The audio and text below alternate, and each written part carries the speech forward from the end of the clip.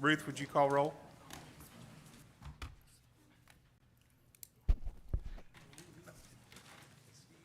Vice Chairman Miller, Here?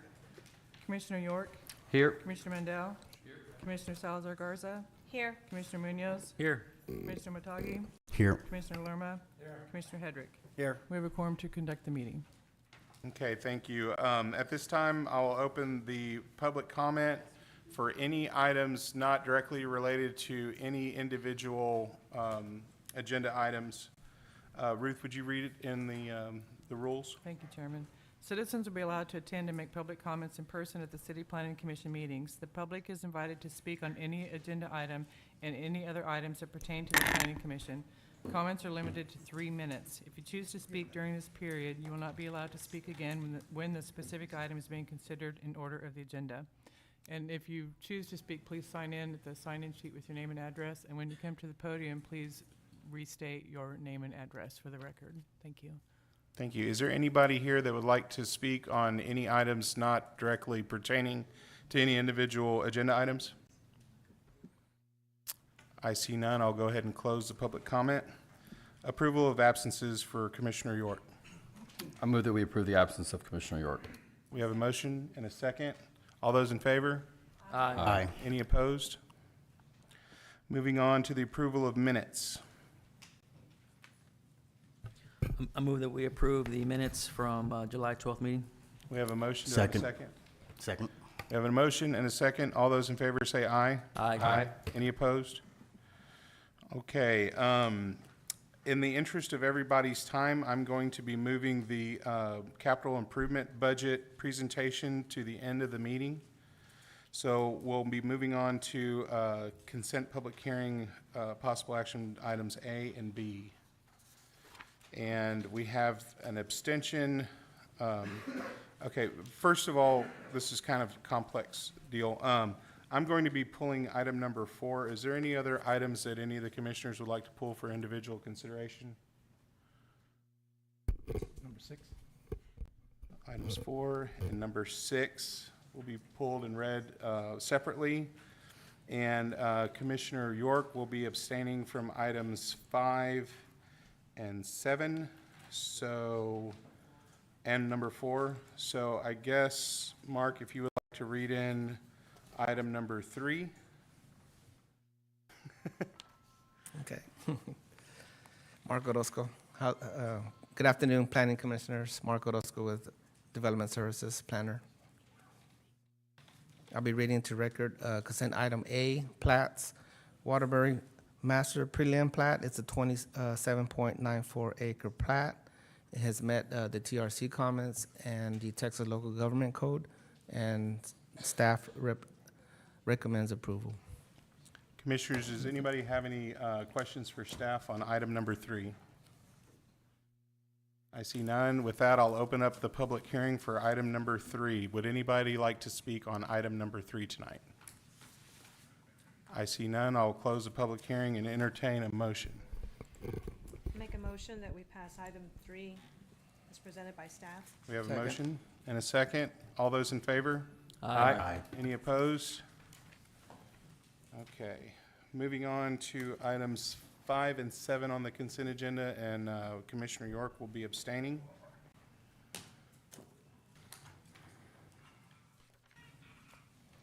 Reading, Mark, if you'd like to read in those. okay. Reading into record consent items B for zoning.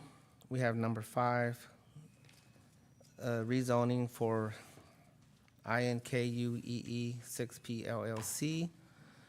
The ordinance rezoning property at or near 1801 South Staple Street from the CG2 General Commercial District to the CI Intensive Commercial District. Item number 7, it's a rezoning for the same company, INKUEE 6P. It is an ordinance rezoning property at or near the 1800 South Staple Street from CG2 General Commercial District to the CI Intensive Commercial District. Staff recommends approval on both of these items. Okay, Commissioners, does anybody have any questions or comments to staff for items 5 or 7? I see none. With that, I'll open up the public hearing for items 5 and 7. Anybody have any comments or concerns with items 5 and 7 that would like to speak? I see none. With that, if there's no more comments, I will entertain a motion. I move that we approve items 5 and 7 as presented by staff. Second. We have a motion and a second. All those in favor say aye. Aye. Any opposed? Motion passes.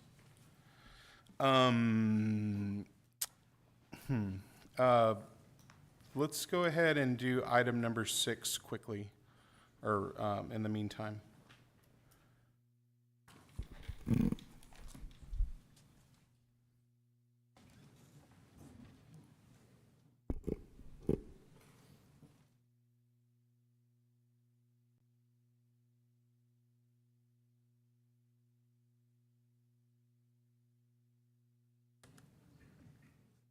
Good evening, Commissioners. Elena Buenteo with Development Services for the record. The case before you is number 072305, Circle K Stores. It's in District 1. The rezoning for a property at 11102 Upriver Road, or IH 37 Access Road, from the RS6 to the CG2.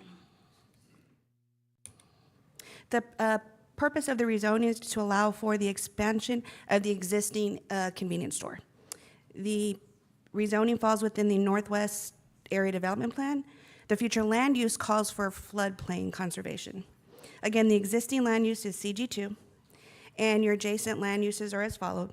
To the north is vacant, zoned RS6. To the south is vacant, zoned CG2. To the east, you have low-density residential, commercial zoned RS6, and to the west is vacant, commercial zoned CG2. 11 notices were sent out. 2 were within the required 200-foot buffer. 2 were sent out outside the buffer. 0 in favor and 0 in opposition. Staff comments. Plan CC obviously asks that you put rezoning in the proper place. In this particular instance, Circle K is just expanding their current site to be able to have additional fuel pumps. You have immediate access from IH 37, which makes it site appropriate, and the site accommodates existing CG2 district. The development addresses a locational need for large truck fueling, and staff recommends approval. Thank you. Do we have any comments? Commissioner Lerma. Thank you, Chair. This is an area, when I was on council, that we had a major developer wanting to develop on Session Street, an apartment complex.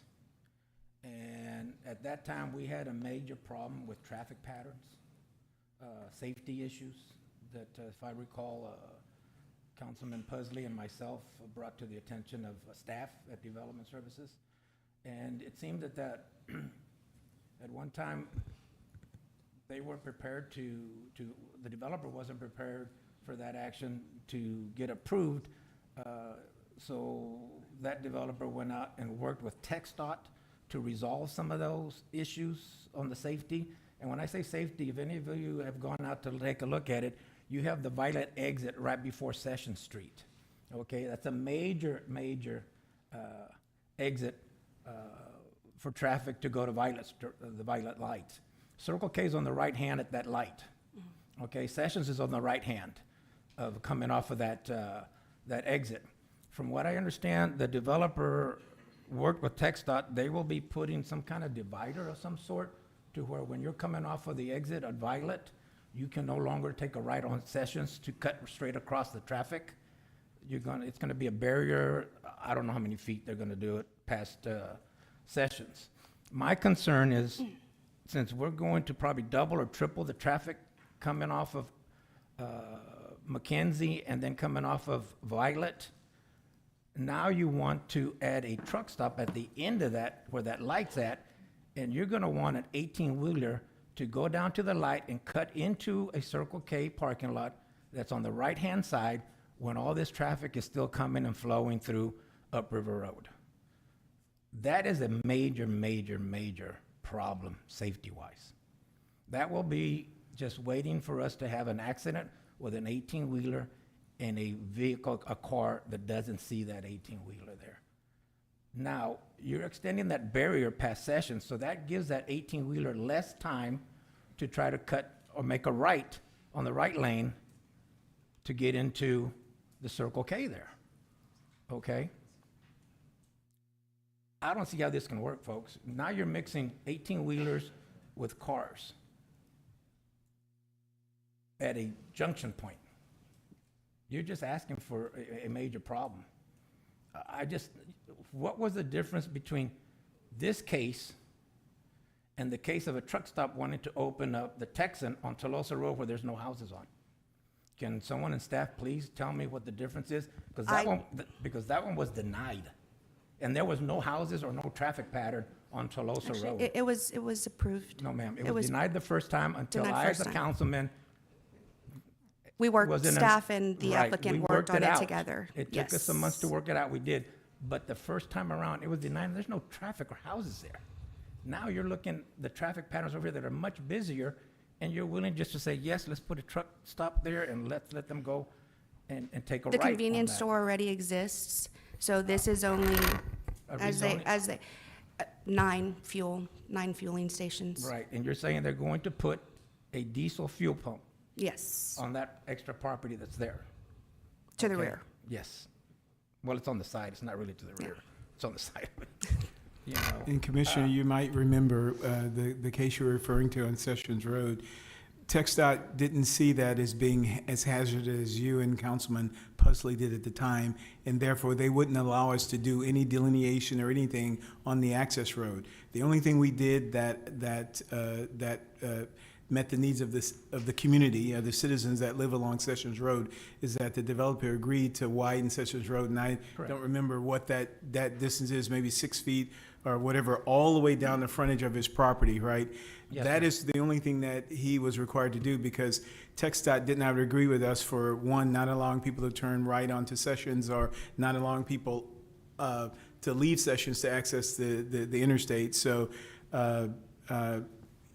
further down, I'm sure you're talking about trucks turning into this proposed expansion of an already existing business. Again, they don't see a problem with it, right? And it is their system, it is their, their system, and which they evaluate, right? What is put on that system, and like in Sessions in this one, they're in their opinion, there is no problem with this expansion. This is TxDOT you're talking about, right? Yes. Okay. Well, I just see it as a disaster waiting to happen. I mean, you can't mix 18-wheelers and cars. You just can't do it, because the cars are going to lose it every time, no matter how you look at it. And like I said, it may be an ordinance, it's okay with it, but I live out there. I'm only 2-3 blocks away from that area. I see the traffic patterns every day. And I'm concerned for people's safeties. And that's my biggest concern. I mean, this commission can pass it, but I'm going to tell you right now that I will be voting no, and it's only for safety reasons. That's it. That is my biggest concern. I just want everyone to know that I'm concerned about people's lives. Okay? Thank you for your time. I Thank you. believe we asked the applicant. Is the applicant? The applicant is in the audience. Well, we'll get it at public comment. I too live out there, as well as Commissioner Lerma. And I see where he's coming from, because if they put this truck stop in as the convenience store, there's only 2 ways that those trucks are going to be able to come in. And that's going to be exiting off of McKenzie, staying on the access road on 37, which is going to be passing by Sessions, or Violet. Now, Violet is only a 2-lane. It doesn't even have a turning lane. They just built a quick quack, which is going to increase the traffic. This is what I see. Tell me if I'm wrong here. The only way that these trucks are going to be able to come in is going to be from the access road of 37 exiting off of McKenzie or Violet, because they're not going to be coming from Upriver Road. correct? It seems, it's logical. Yes, and right now Violet, as it is at the peak hours in the mornings, afternoons, and 5 o'clock, not to mention the time that the kids are going to be getting out from school on sessions, I find that concerning, really concerning, because Violet, before you get to the light on the access road, it's only a 2-lane. So I'm very concerned about that, because not only are we going to increase the traffic when that multi-housing unit installs in session, we're going to have 18-wheelers coming down that road. It's the same, there's no other way they can get in. So, The other side is that it is on the side of the interstate. There is no other option. I understand, So but it's it's a- still concerning yeah. because of. But the and- concerns are valid. Yes. If it was like where McKenzie is, McKenzie and 37, I see that. But it's tougher on Violet and 37. So, and I understand your point, I see it just like Elena, is that, but the challenges you raised are our problems, right? So if we're saying we're going to limit development until the city can fix the challenges that we have, that would be nothing developed, right? So we know that Violet is a 2-lane road, but I should have had Public Works here to talk about, hey, this street is on some plan to widen with some bond or CIP project in the near future. But one of the things on the Sessions project, like the councilman said, everyone was worried about cars exiting 37 going toward the Violet. If the trucks are coming from McKenzie, and they're riding down the access road, even if cars are coming into off of Sessions to get to the access road, that is so much better than what we showed, where there's just a limited amount of time to get from the freeway all the way over to the right-hand lane to either go to Sessions or to get to Violet. So it's still a safer. I understand what you said, Councilman. I do, and I understand what you're saying. But are we saying this to say, hey, we're not going to allow any development until everything in the city is hunky-dory, and that's a long time coming, right? So. Are we really saying we're not going to allow this business to expand, which is kind of our mantra? We want businesses to grow and expand. I think when I wish it's my fault, I didn't have Public Works here, but I think that's not quite the precedence you want to set. We know we have challenges, but we're not going to stop. And as you know, development just goes on anyway, but we're not trying to stop development until everything is made right. And I think that's what you don't want to do, but I just wanted to share my thoughts. Yeah, I agree with you. I'm pro-development. You're talking about the guy that wants the city to grow tremendously. That's why I got on council, okay? But I think it's our duty, to bring these situations to the attention of staff, because Violet has been there for decades, okay? Violet Exit has been there. That convenience store has been there for a long time. 20, 30 years, maybe longer, I don't know, but it's been there a long time. It's just a regular convenience store, okay? I just feel that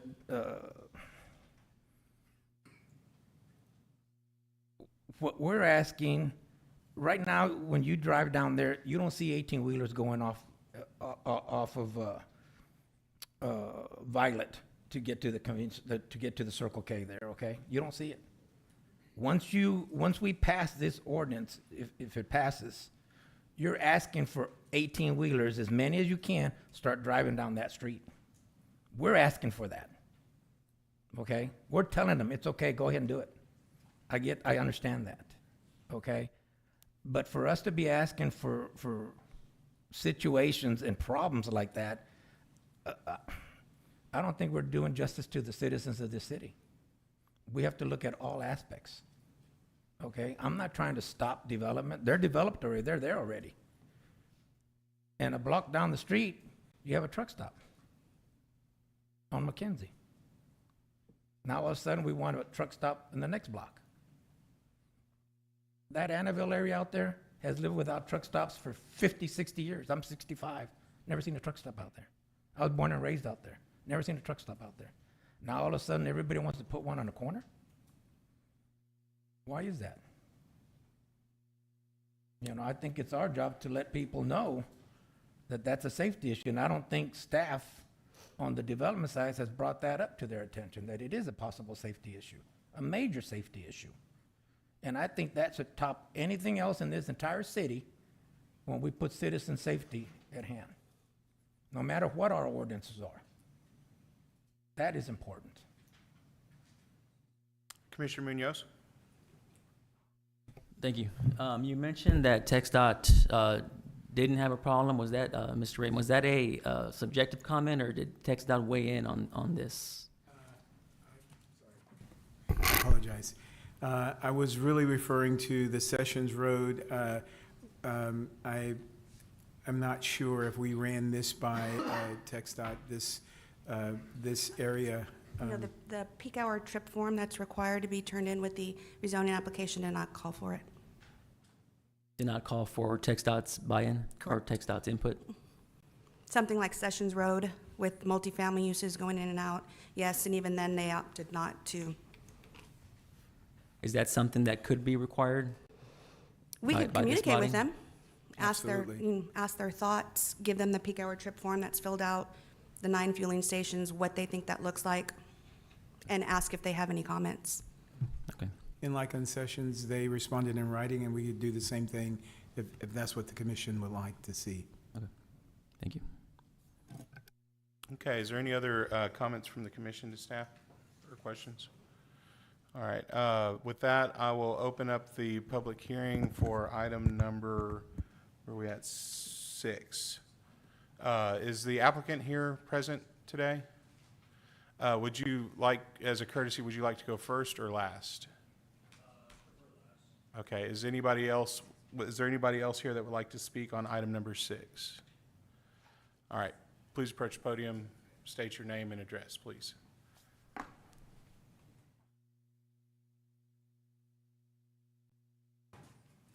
Good evening. My name is Jack Greer. I'm with Morrison Associates. I'm a civil engineer for Circle K.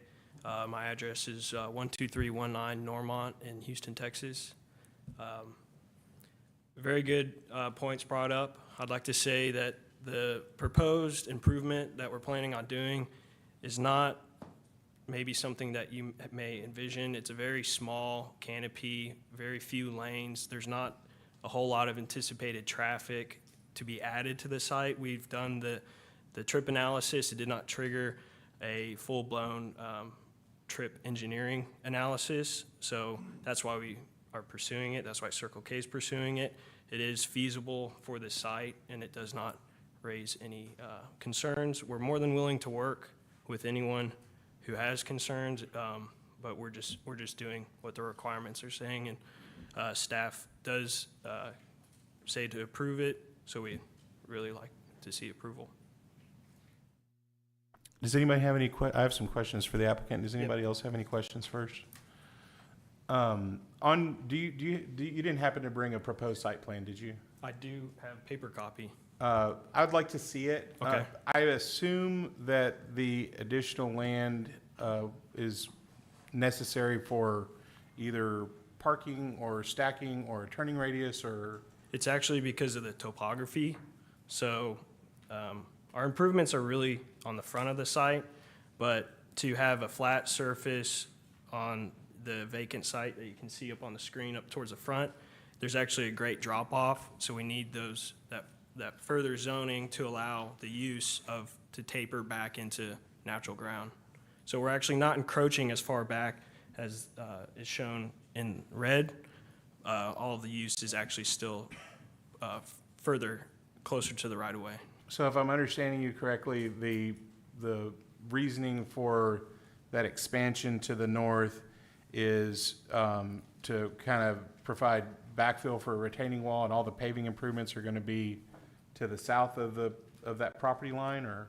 I think it encroaches a little bit, but it's all grading and pavement just to allow for circulation on site, but that's not actually, like, the canopy's not going within that red rectangle.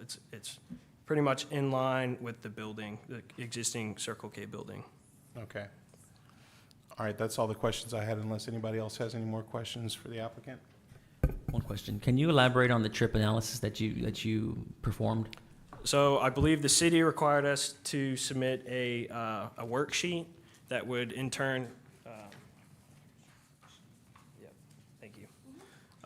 So it has a calculation on our proposed use, the number of dispensers, and then that in turn has a rate of trips, and it has peak AM, peak PM trips, and therefore we are under the threshold that would require an extensive engineering analysis with modeling and whatnot, since our proposed use is not going to substantially impact traffic. But that's before the apartment complex gets built, though, correct?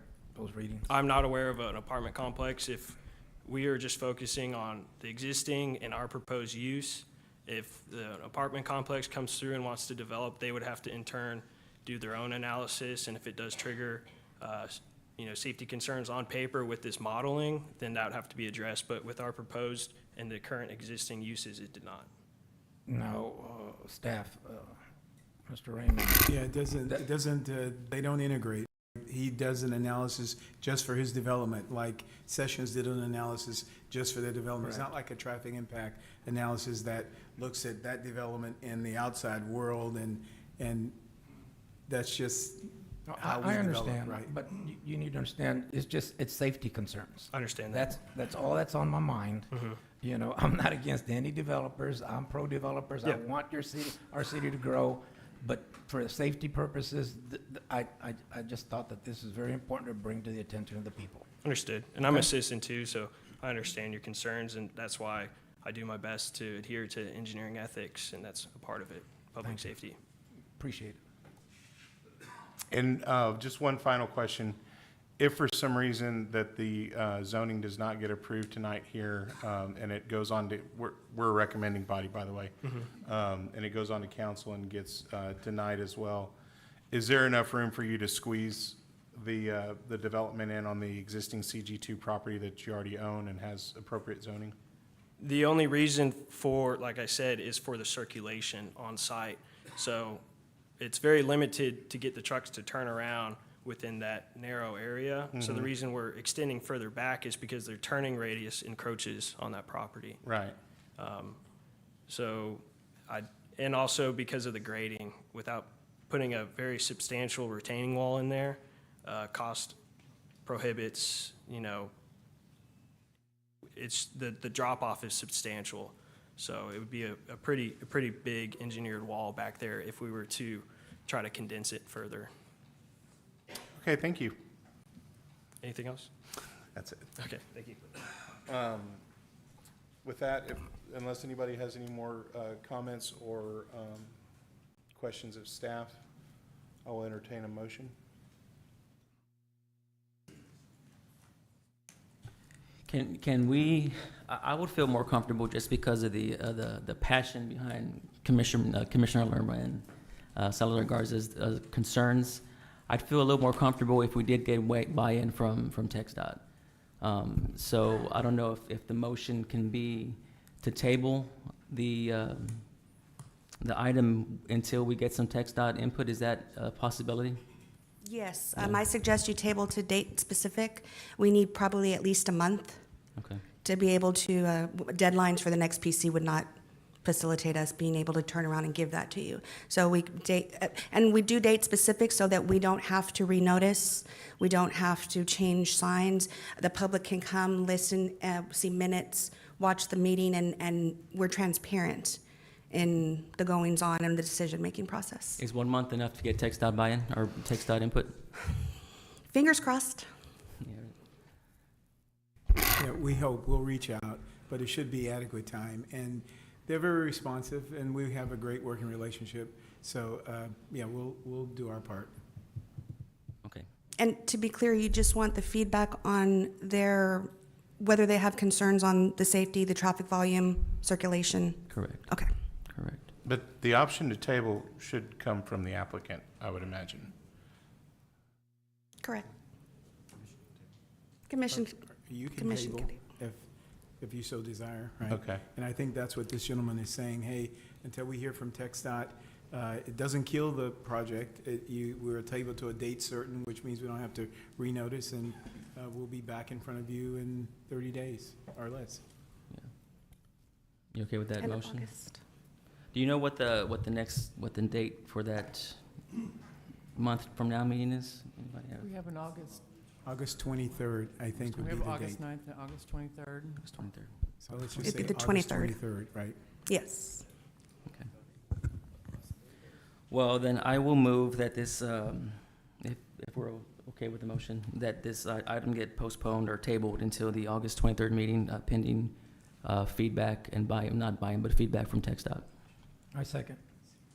We have a motion and a second. All those in favor say aye. Aye. Any opposed? Moving on to item number 4 with Commissioner York abstaining. Yes. Just for the record, I am abstaining on this item, and I will be speaking on this item as a private citizen. As required, I have informed the city manager and city secretary. Thank you, Commissioner. Now citizen. Okay, Citizen York.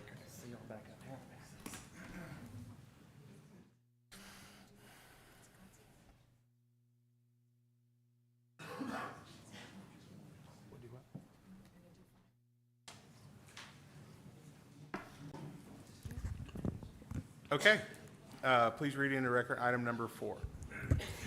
Good evening, Commissioners. Again, for the record, Elena Buendeo with Development Services. The case before you is number 072302. The applicant is Keller Paul Investments LTD. The subject property is located at 1410 Flower Bluff Drive at the corner of Flower Bluff and Graham Road.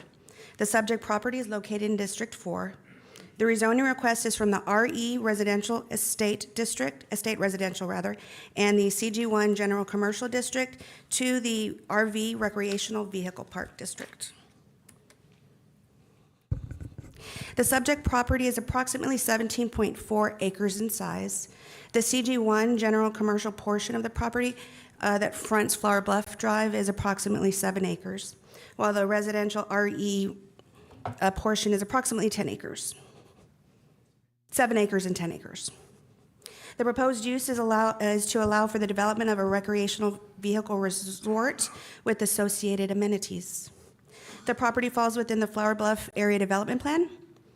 The future land use proposes commercial uses for the CG portion of the property, which fronts Flower Bluff Drive, and low-density residential for the RE portion of the property.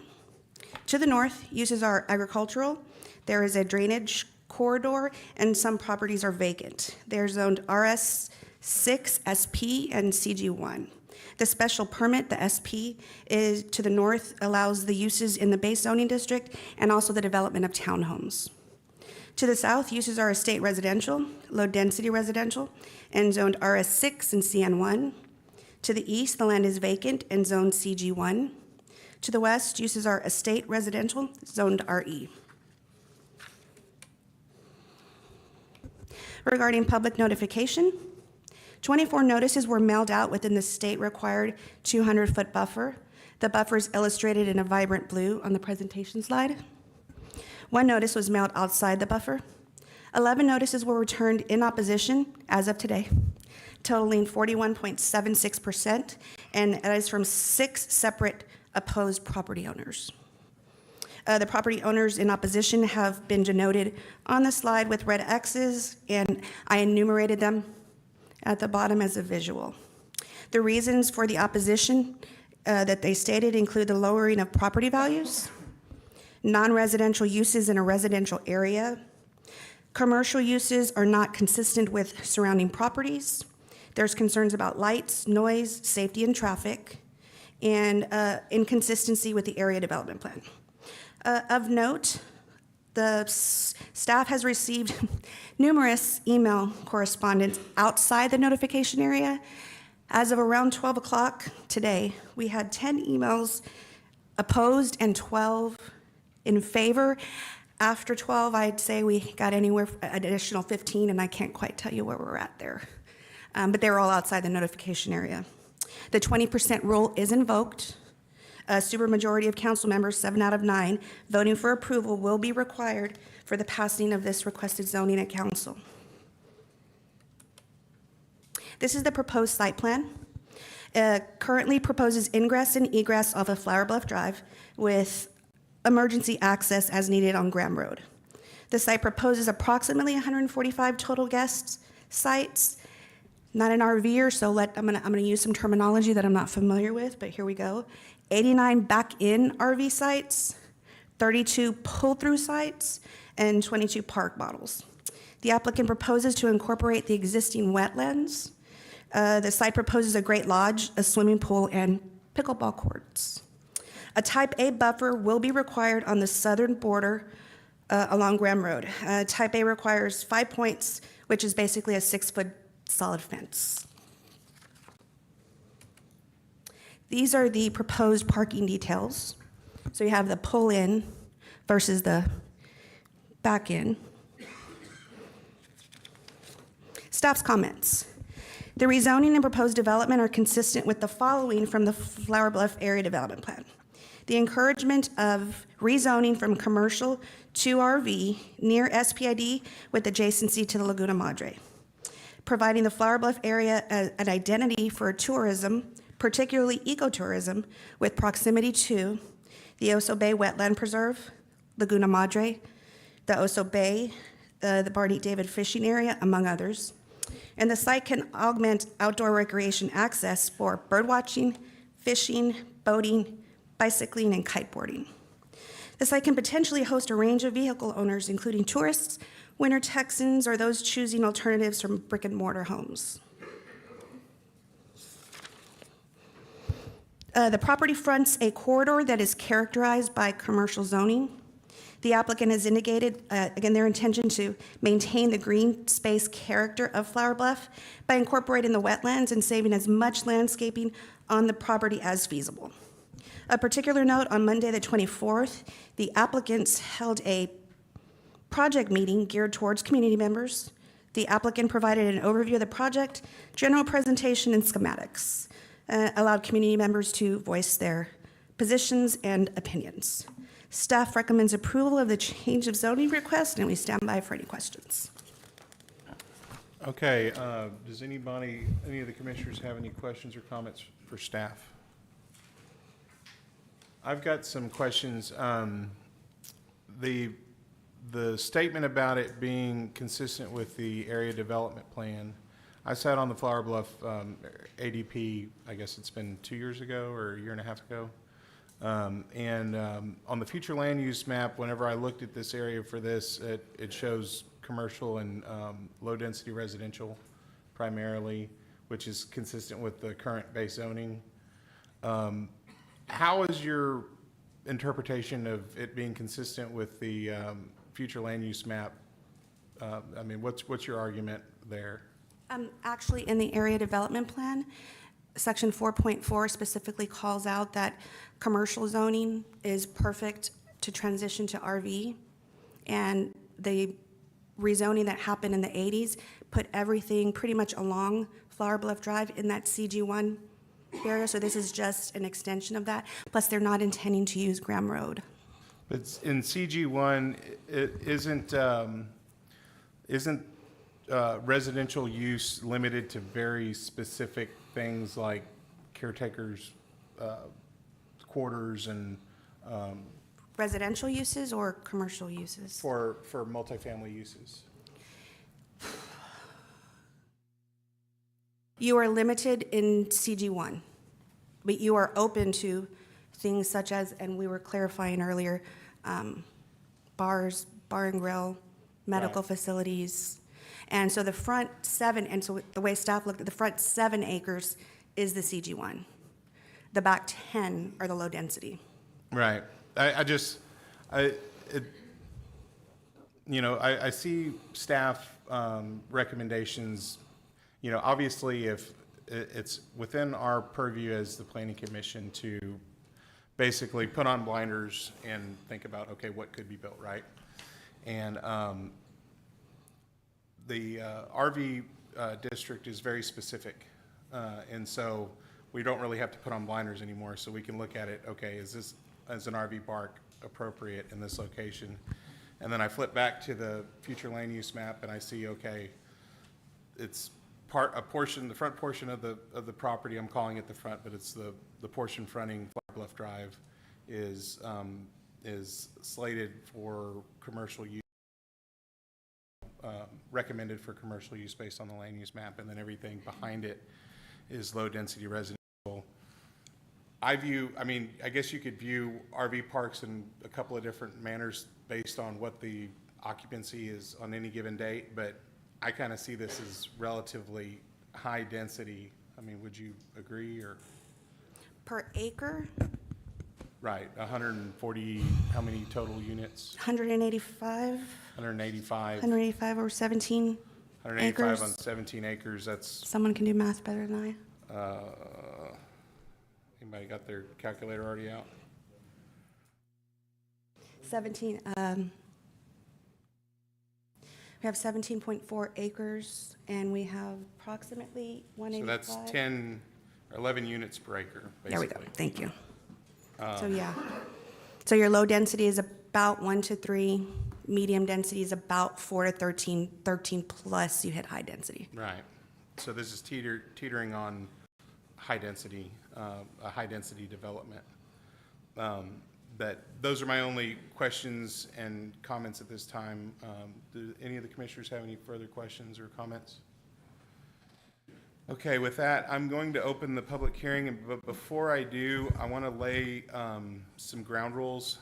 Obviously, we have a 3-minute time limit, but I can, at my discretion, allow for additional time if I feel that things that are being said haven't already been said, and aren't just being repeated.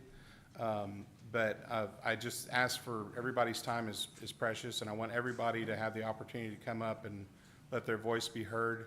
But first of all, please state your name and address. Second of all, try to keep it as close to 3 minutes as possible.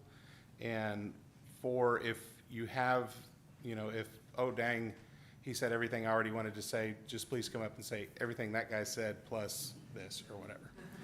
All right, and then also I want to offer the courtesy to the applicant. Is the applicant here tonight? Yes. Would y'all like to go first or last? Okay. All right, so with that, I'll open up the public comment on item number 4. Chairman, I can get the sign-in sheet and we can call them up by that if Okay. you'd like.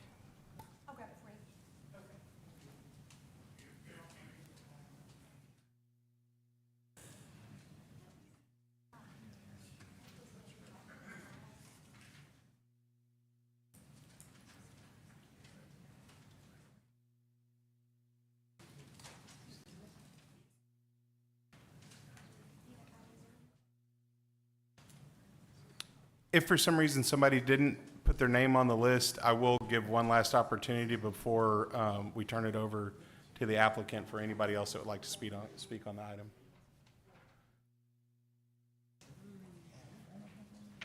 All right, starting at the top, is it Carl Folsey? Folse. Okay. All right, well, just again, state your name and address for the record. Yes, sir, thank you. My name is Carl Foles. I live at 1721 Whitner, and that's at the very end of Graham Road, even though my address is Whitner. I'm the last house at the end of Graham on the left. I think the old Mayor Adami is the house at the end of Graham on the right. So I made some notes. Sorry if I read a little bit. I'm not great at public speaking. So Graham Road is a half-mile long road, and it runs from the Oso up to Flower Bluff Road. Then towards the end of Graham is Whitner Place. It's about 125 yards long, so it's 2 dead-end roads down there. There are 17 homes on these 2 rural streets. There are 28 adults, 16 children in these homes. That's 44 folks total. And we're on approximately somewhere between 85 to 100 acres. So on the 17.5 acres, I think we just discussed that, They said there was 185 sites, just conservatively 2 people per site. That's 370 folks compared to the 44 people living in our neighborhood. That is, what, 15 times greater density, right? And I think the gal said previously we are RS6 and CG something. She didn't mention that we're RE as well. So I think we're RS6 and RE is how we're categorized.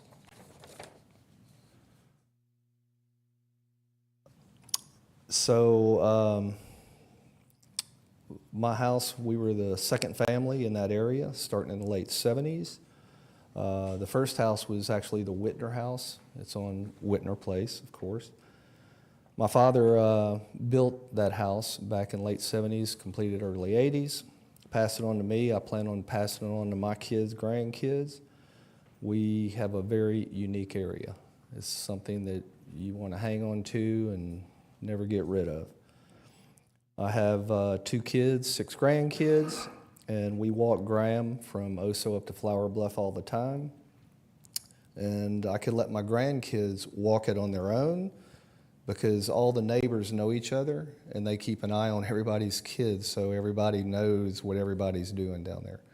So it's safe for kids, even walking down the street, young kids on Graham. So I don't think that would not be no longer be possible because of the people in the RV park. They are somewhat transient. We don't know who is in that park.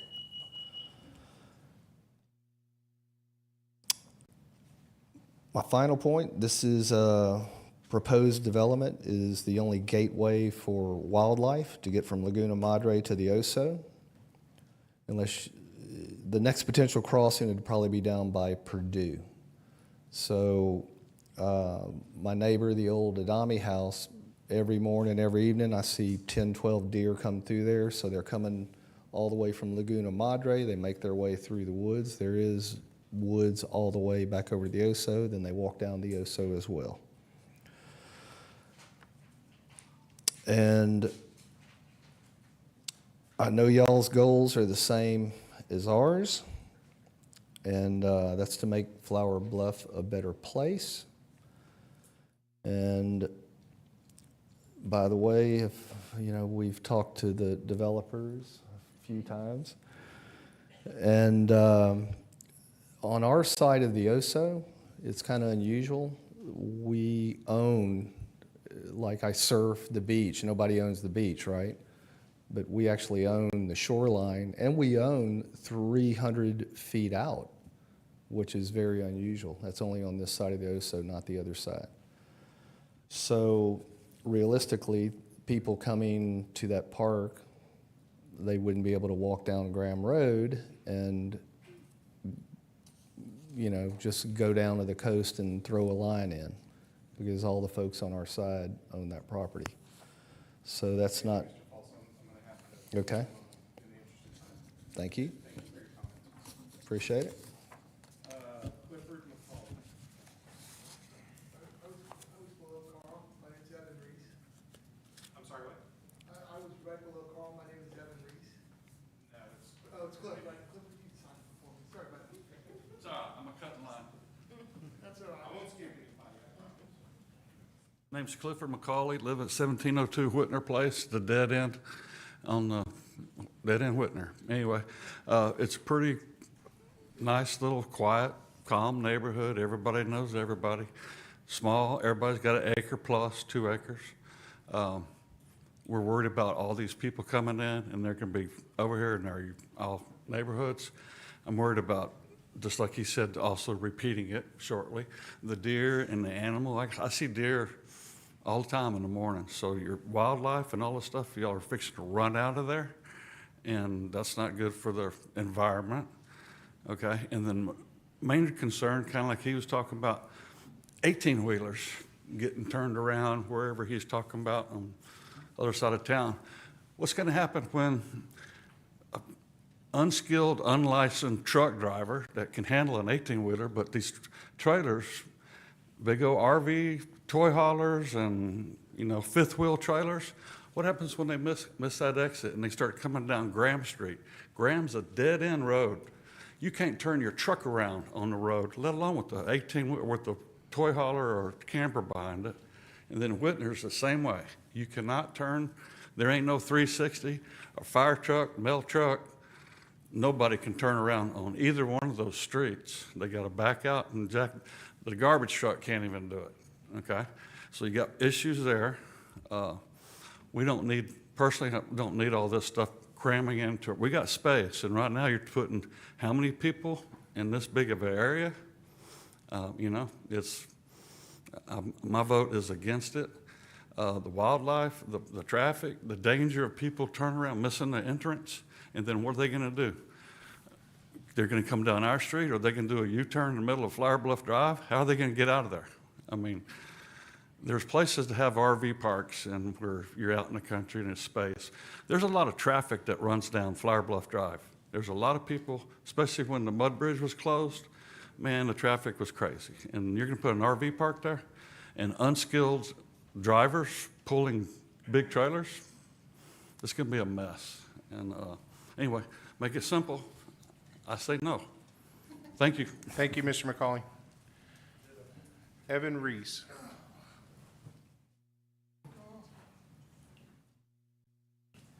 And I apologize for Mr. McCauley cutting in line. I forgot that he signed up for me. Howdy, my name is Evan Reese. I live in Joe Dommy's old house on 1818 Graham Road. I want to thank you guys for giving us a chance to speak in here. I myself moved to this neighborhood because we have 3 kids, and we like the fact that our kids can ride their bikes and walk and ride their horses and, go ride our neighbors' horses and ride together without having to cross a busy street or to be impacted by, high-density residential neighborhood. The change of zoning from RE to the zoning for this project is extreme, in my opinion.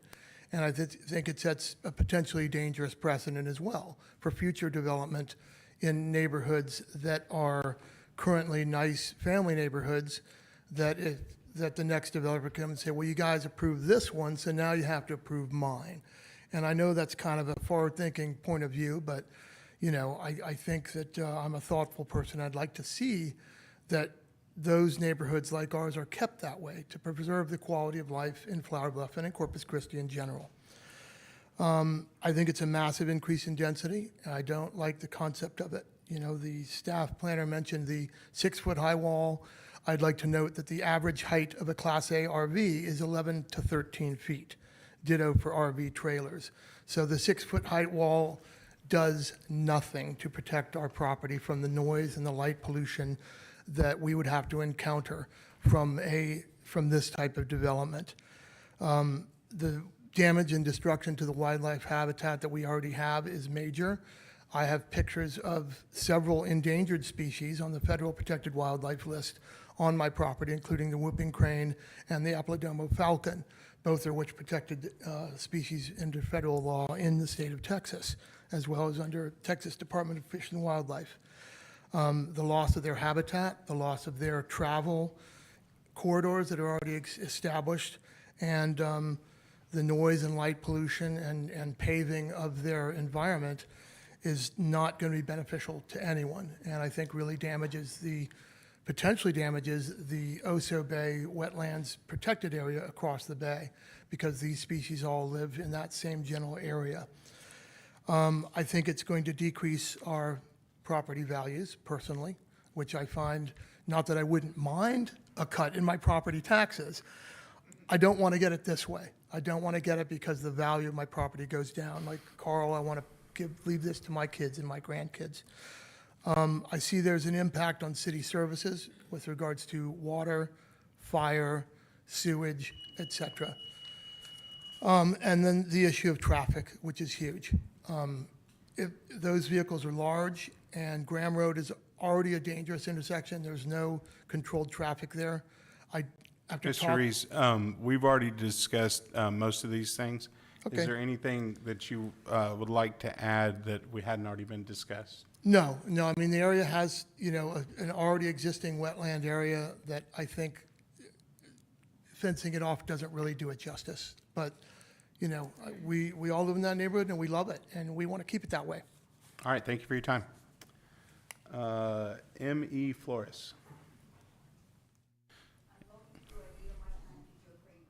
Okay, thank you. Joe Kramer.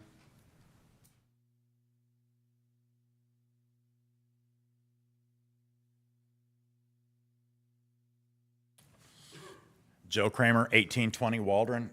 Good evening, Commissioners. I am Joe Kramer. I'm the current president of the Flower Bluff Citizens Council. I'm going to try to keep my comments very short and to the point to save time. The majority of the citizens that I have spoken to and I have encountered are not in favor of this project. They're not in favor of it mainly because of the area development plan.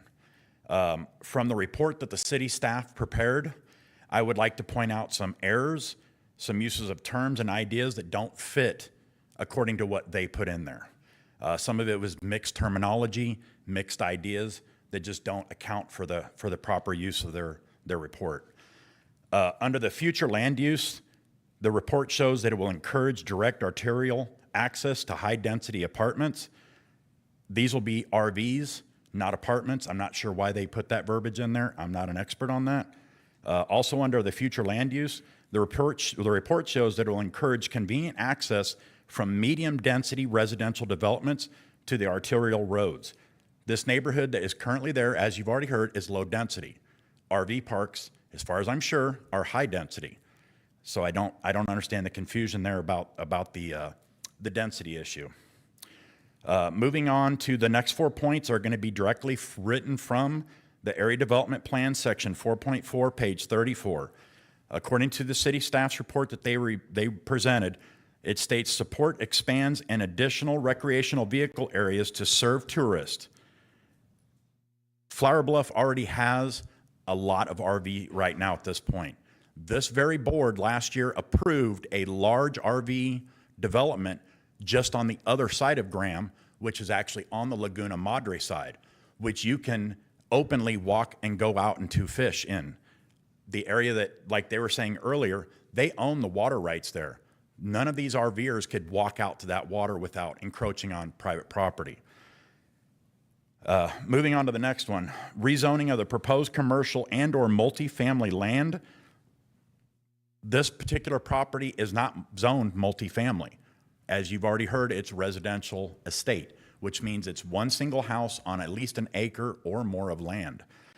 So I don't understand where they get the confusion of the multifamily land. Again, moving on, near SPID or Laguna Madre for recreational vehicle use should be encouraged. Absolutely. I totally support that. That's why we agreed and y'all approved that RV park that is on the Laguna Shore side. That area has always been light industrial. Before it used to be the Humble Oil Plant, then turned into Exxon. That land has always been in the area development plan set for this type of stuff because there are no other homes around to influence the development. I'm running short on time, so I'll try to move on. The last thing I'd like to point out is the inaccuracies on the staff analysis. The proposed development can contribute to Flower Bluff's identity as a site for tourism, particularly the ecotourism, referring to the Oso wetlands, the Barney Davis Reservoir, Laguna Madre, Botanical Gardens, and the Gulf Winds Golf Course. Although these ideas sound good, first off, the Barney Davis Reservoir is really a private facility. You're not supposed to be out on there. The next one is the golf course. That's on the naval base. You can't go out there unless you have Navy access. The Botanical Gardens is listed on there. That's 2 districts away. I understand it's a draw point to bring people into Corpus Christi, and I'm all for that. But that's not a point that should be put onto here. The last thing I will say, I myself and many others have spent hours of our free time away from our families to sit on the area development board plan. We have spent time. We spend lots of money to freeze and nickels to develop these plans and to bring all the pretty architecture and all that stuff. If at this point the board is not going to stand behind what the area development plan and all of us do, then what's the point of the area development plan? We might as well just throw them out and not even pay attention to them. Because the area development plan is not just something pretty we make up. It's something that we have all agreed to.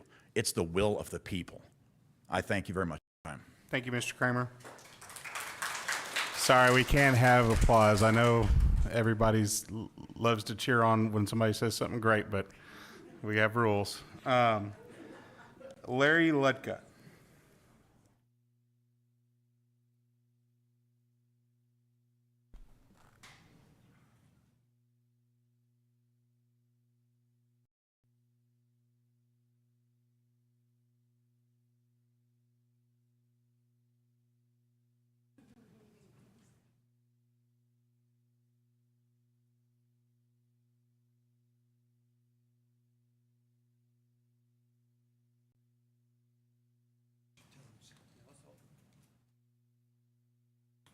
Please state your name and address. Good afternoon. My name is Larry Ludka. My wife and I live at 1631 Graham Road. We also own the 2.5 acre tract immediately to the east of our home. Trying not to be redundant, I would just like to emphasize that the CC Unified Development Code purpose specifically states that the purpose of the code is to ensure that development proposals are sensitive to the character of an existing neighborhood. Now, have you heard from Mr. Fossey and others? The density that this is going to encroach on that area is significant. If you just take the houses, the properties that are immediately south of this tract and immediately east, you have 8 houses on 30 acres with about 30, 35 residents. There are, as they've spoken, there's an additional 9 homes on Graham Road and on Whitner. The proposed RV park, we're talking about 340 people, 120 vehicles crammed into 11 acres essentially, although they're pushing it all the way up to the entire amount. But it's not just 120 plus vehicles. These people aren't going to have anything to do right there where that park is, unless they like to go to Walmart or they like to ride go-karts at fun trackers. So they bring cars with them. So now we're going to add another 120, 130 other vehicles that's going to be on that property. And they're going to be coming and going all the time. Because what do you come to Corpus for if you're out of town? You're going to go to the beach. You're going to go down to the entertainment district. You're going to go to the mall. You're going to be leaving this RV site and going somewhere else. So you're exponentially increasing the noise and the traffic. The proposed zoning change could not possibly be more insensitive to the existing neighborhood. And it's completely contrary to the FBADP. All the property owners, or virtually all the property owners that are directly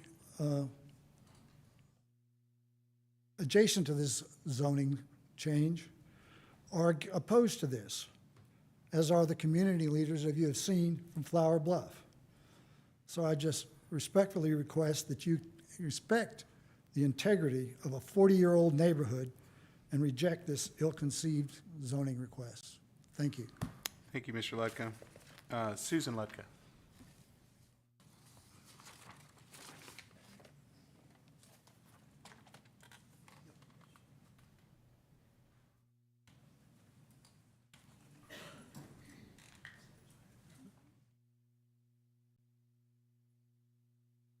Hi, I'm Susan Ludka, 1631 Graham Road. I'll be under 3 minutes. Our Graham Road neighborhood will definitely be adversely affected by the proposed RV park, and it's comprised of RS6 and RE zoning, which doesn't show on most of those schematics, and the homes are situated on 2.5 to 5 acres. As Larry said, we're a well-established neighborhood. The older ones have lived there almost 40 years. The new ones, only a few weeks. We're a vibrant neighborhood that is regenerating with over 20 children among the young families. Despite the best intentions of the developers, we know that all of us will suffer from light and noise pollution. We also have safety concerns, especially for our children. Of course, RVers generally come to have fun on vacation. The RV park is the place to do that. But on the other hand, we are families who are getting up at 5:30 to get kids to school and to get to work. And yes, I still go to work. North of this proposed RV track, 40 acres has been approved for rental townhomes on the old Smith property. Behind that, RS 6 homes with RE homes along the bay. Now, that scenario exhibits an acceptable east to west step down.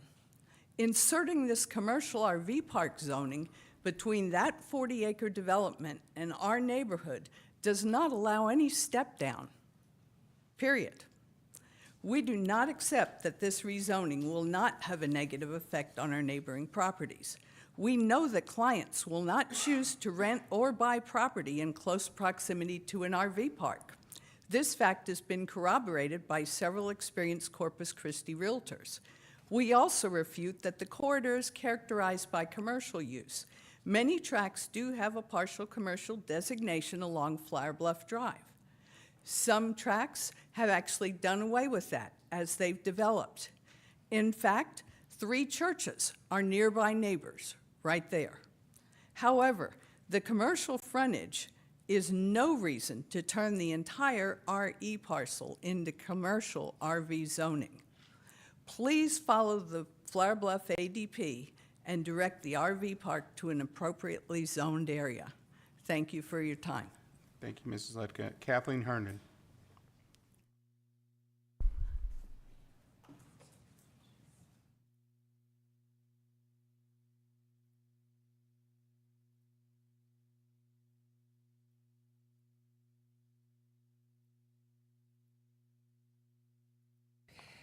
Forgive me, I'm very passionate about this topic. So my parents actually bought those properties, their property. When the development came in, they required you to buy 3 lots. Could you please state your name and address? Oh, I Sorry, thank you. apologize, ma'am. That's okay. Whew, I don't do this for a living, quite obviously. It's Kathleen Herndon. I am at 1659 Graham Road. It's actually the home that I grew up in. As I was saying, my parents purchased those 3 lots. It's a little over 2.5 acres, give or take. They were teachers. They were broke. They couldn't afford to hire a team. We were out there. We're like 7, 8, 10. We're pulling little oak trees to the ditch.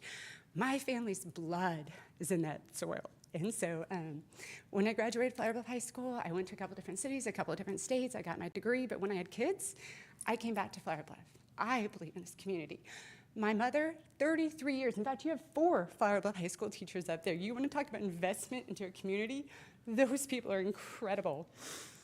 I further invest in this community by buying several different residential rental properties. I renovated them, and I've been a long-term landlord. I have really enjoyed watching local activists like Joe Kramer and Shirley Thornton invest their time to clean areas long neglected, to develop quality of life improvements like local parks. But potentially one of the most encouraging was the area development plan. Finally, the Bluff had a plan. For years, I've had tenants, several from the Navies, stand in shock at the hodgepodge neighborhoods that fill Flower Bluff. There's 0 step downs, and I tell them, yes, but it's improved me. It's improved me. I've heard so many representatives, so many council members kick it back to the past. My predecessor, previous administrations. Our roads are terrible, our planning was terrible, but that was then. We are going to do better. This RV park couldn't be any more of old Corpus Christi. Standing there like a girl that didn't get a date to the prom, so she'll take any offer. Corpus is better than this. I believe in it. I've invested in this. This kind of development, you want to know why the developer voted against it? This isn't good for city planning. This is against city planning. He's literally a developer bringing what I'm going to guess is millions to our town to put in his residential estates along the water, nice big houses, nice big property taxes. He drops down, I want to say, to R22, down to R6, and then townhomes. That's a lot of development. You believe in Corpus, you want to see it grow? That's logical. And why the developer, his favorite thing is to say it could be worse. Actually, you've got a church right here. You've got another church there. You've got a church that also does after-school care. That's where my babies go. You can't just put a bar in there. And then, quite frankly, there's not a whole lot that could be worse than a 24-hour commercial concrete wasteland. It makes me as a property investor, not want to invest in Corpus anymore. You want to see a future, build the future the city exists, do their plan. It's why we spent money on it. Corpus can be better. Believe in it. Don't sell us off. Stop prostituting us. Thank you, Ms. Herndon. Miles Herndon.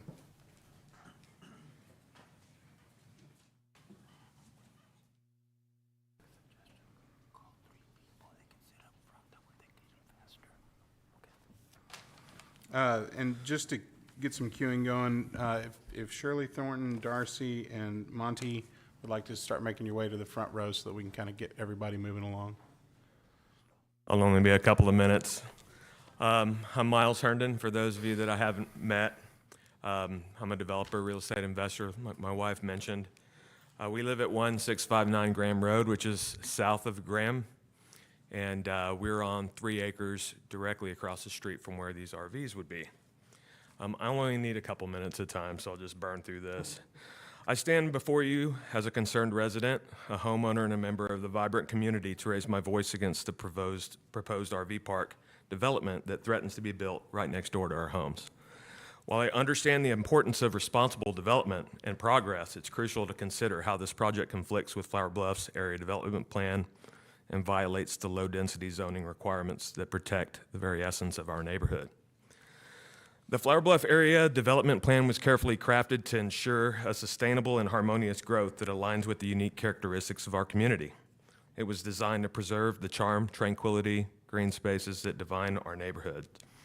By allowing the construction of an RV park here, we risk undermining all the hard work that went into creating the thoughtful plan. The development would disrupt the natural landscape, create increased traffic, and fundamentally alter the character of our peaceful community. Furthermore, the low-density zoning requirements, as mentioned, were established to maintain the integrity of our residential areas, promoting a sense of safety, privacy, and comfort for all residents. The proposed RV park directly contradicts these requirements, potentially leading to overcrowding, noise pollution, decline in property values, etc. We choose to live in this area precisely because of its low-density nature, and any deviation from these guidelines would be detrimental to the quality of life we cherish. I know on the south side it says we're RS6. We're all zoned, or we're all developed RE. There's no 6,000 square foot lots. We're all on acreage. So we've got cows, horses, pigs, ducks, chickens. We've got the occasional free-range peacock. Our neighborhood is rural. I mean, it's not RV park material, you know, and having that, it's just not a buffer. Stepping down to an RV from RE is completely wrong for this area. Beyond the immediate impact on our community, we must also consider the ecological implications of the development. We're blessed with a unique ecosystem that supports our local wildlife. We've got Cooper's hawks and red-tailed hawks and all kinds of wildlife, as everybody's mentioned. We've got sandhill cranes that fly over every morning at 7 o'clock. Preserving these green spaces is not just about protecting our neighborhood's aesthetics, but also about being responsible stewards of the environment for future generations. You know, we're raising 4 daughters on the street. I intend to have a lot of grandbabies. It's just not right, you know. Thank you, Mr. Herndon. Thank you. Shirley Thornton. And coming in behind them is Darcy and Monty. Thank you. I may not need them. Some of this has been said, but thank you. Thank you. I appreciate that. I'm Shirley Thornton, 1917 Woodcrest Drive. I also live in Flower Bluff. I have given some signed statements. These are different ones from 7 people who served on the Flower Bluff Area Development Plan. I contacted them, I let them know what was going on, and I'm speaking on their behalf because we all knew what our intent was for this area development plan. Beginning with the future land use map, which is on page 15. Again, it's been said though that was low density, and never did the committee discuss or even imply that Flower Bluff in general would be open for RV parks in established residential areas. That was never said, ever. I was at every meeting. The language that's used in section 4.4 on page 34, and it's been read, but I'll repeat it, support expanded and additional recreation vehicle area to serve tourists, rezoning of proposed commercial and/or multifamily land use, and this is where it gets really specific, near SPID and adjacent to the Laguna Madre for recreational vehicle usage, should be encouraged. This wording states that future RV parks are to be encouraged, I repeat, near SPID and, a three-letter word, it's pretty important, adjacent to the Laguna Madre. This alone indicates where the committee envisioned new RV parks on the Ensenada Peninsula. The committee supports expanded and additional recreational vehicle areas to serve tourists in very specific areas, I repeat,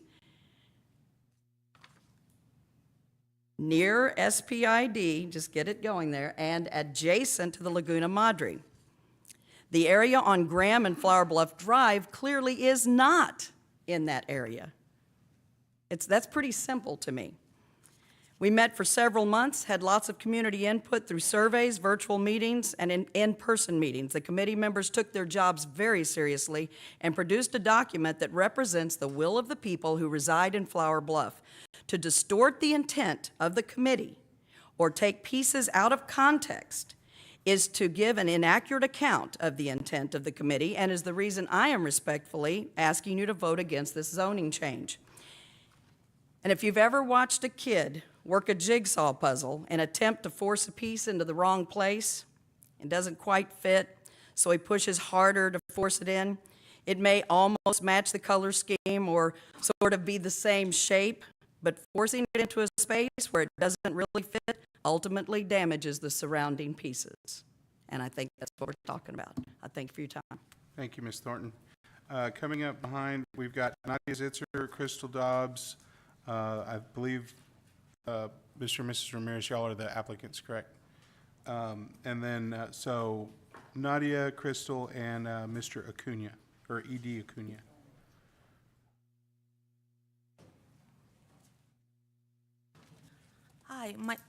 Hi, my name is Nadia Zitzer, and I live 13809 Primavera on the North Padre Island. I not live on the Flower Bluff, but I'm a realtor, local realtor, and concerned citizen, and I come to support my friends who live on the bluff, my clients who live on the bluff, and my co-workers who also live on the bluff. I believe everybody have rights to live American dream, own a house. Not everybody can own a house. Somebody own maybe RV, maybe mobile home, maybe some kind different property transportation. I really like your project, but I think it's just wrong. Please, Ms. Zitzer, only address the panel. Oh, okay. I think this project, it's very nice project, give a lot of maybe options to give something good on the Flower Bluff, but it's just wrong location. I think maybe like Laguna Shore, it will be proper location to this project as a resort, as maybe quick exit for a water, for a Padre Island, for a beach, but for I think to bring this project to this neighborhood, it's will be decrease property value, and like I completely against, even if I'm not living in a neighborhood, but I'm not against. I'm against of this project. Thank you, Ms. Hitzer. Crystal Dobbs.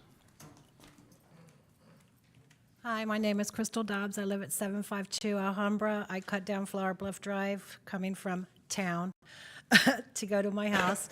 I just heard about the project today, and I'm totally against it. I am not against RV parks being in Flower Bluff, but I hate the idea of it being squeezed into a residential neighborhood. So I concur with everything Nadia and the other people have said, and I hope y'all vote against. Thank you. Thank you, Ms. Dobbs. E.D. Acuna.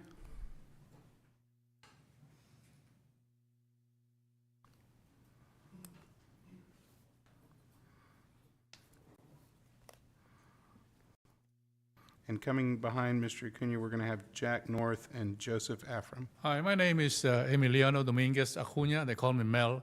I live in 1710 Graham Road in Flower Bluff. After serving over 22 years in the military, when I bought that property since 1982, I found a home. It's like home again. Trees, beautiful neighborhood, friendly people. Now, with this proposal that you're making, or whoever's making that proposal, it's a wrong place. Let me tell you, since 1982, it's been very nice. I think I'm the oldest one that lives in that area. 22 years in the military, and now they're going to ruin it. Thank you. Thank you, Mr. Acuna. Mr. North.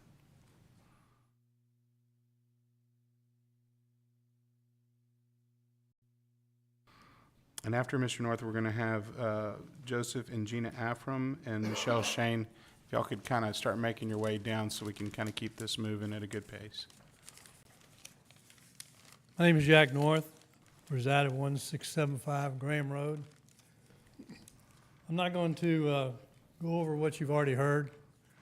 I just want to make a statement about all of this accumulating into what hopefully is going to be of opposition enough to turn this thing down. The part that Mr. Kramer read, I won't repeat all of those misstatements that we feel like happened in the opinions of what the ADP was for Flower Bluff. I just want to say that Graham Road is a single road community. We're not just a neighborhood. We have our own little crime prevention group. We have everyone connected through Google, which some of us can use it, some can't. And I'm one of those, but I stand out and wave a light. Anyway, I just want you to know that lowering the neighborhood property values are something that we don't want to sit around and watch happen to our property. The noise, the sights, the lights, everything that goes on with RV parks. I've been in them, I've seen them. My mother and dad owned one. Wasn't a very big one. It was in Steady Butte, Texas by Big Bend Park. But still, things happen. I was reading some RV type online communications that these groups have, their names, and there was talking back and forth about crime in RV parks. Big, bad criminal type stuff doesn't happen that much. However, theft and vandalism over the last 5 years has increased by 30%. So there's people that go around making their lives moving into RV parks for short periods of time and stealing. So that kind of stuff is something we don't want in front of us around our properties. And we just think that this whole thing needs to be reanalyzed and recommended that this rezoning to RV, we ask to be opposed and shut down. Thank you. Thank you, Mr. North. Mr. Afram.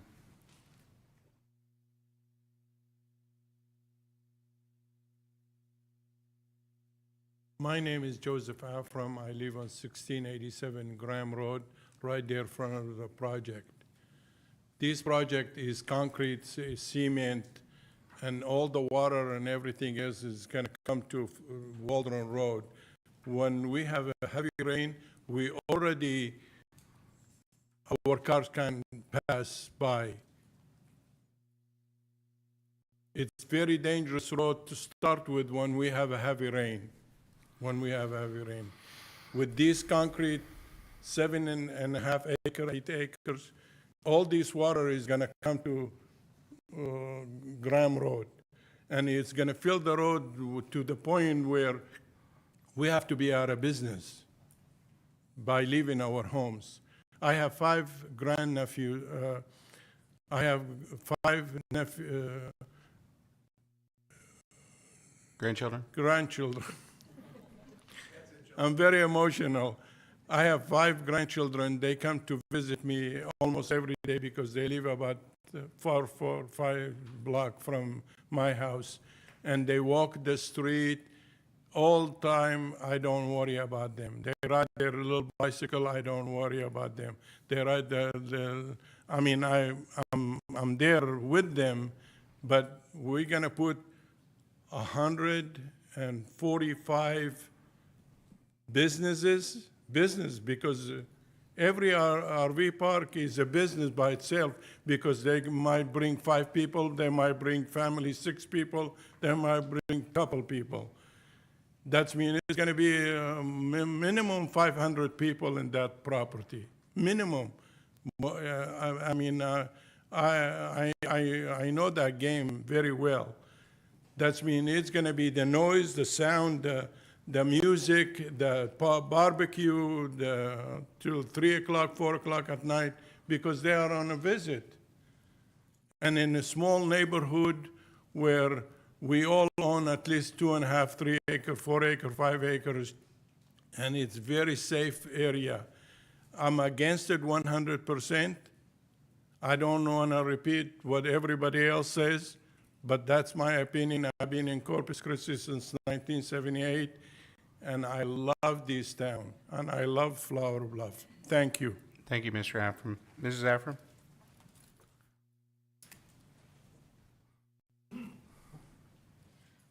My name is Gina Afram. I'm at 1687 Graham Road. My husband and I chose Graham area. We came from inside Corpus Christi in the city limits. Lived in a residential area off of Weber for 30 years. When my kids ended up graduating from college and getting married, we decided that it would be nice to find a little place outside of town, out in the country, farm-like area.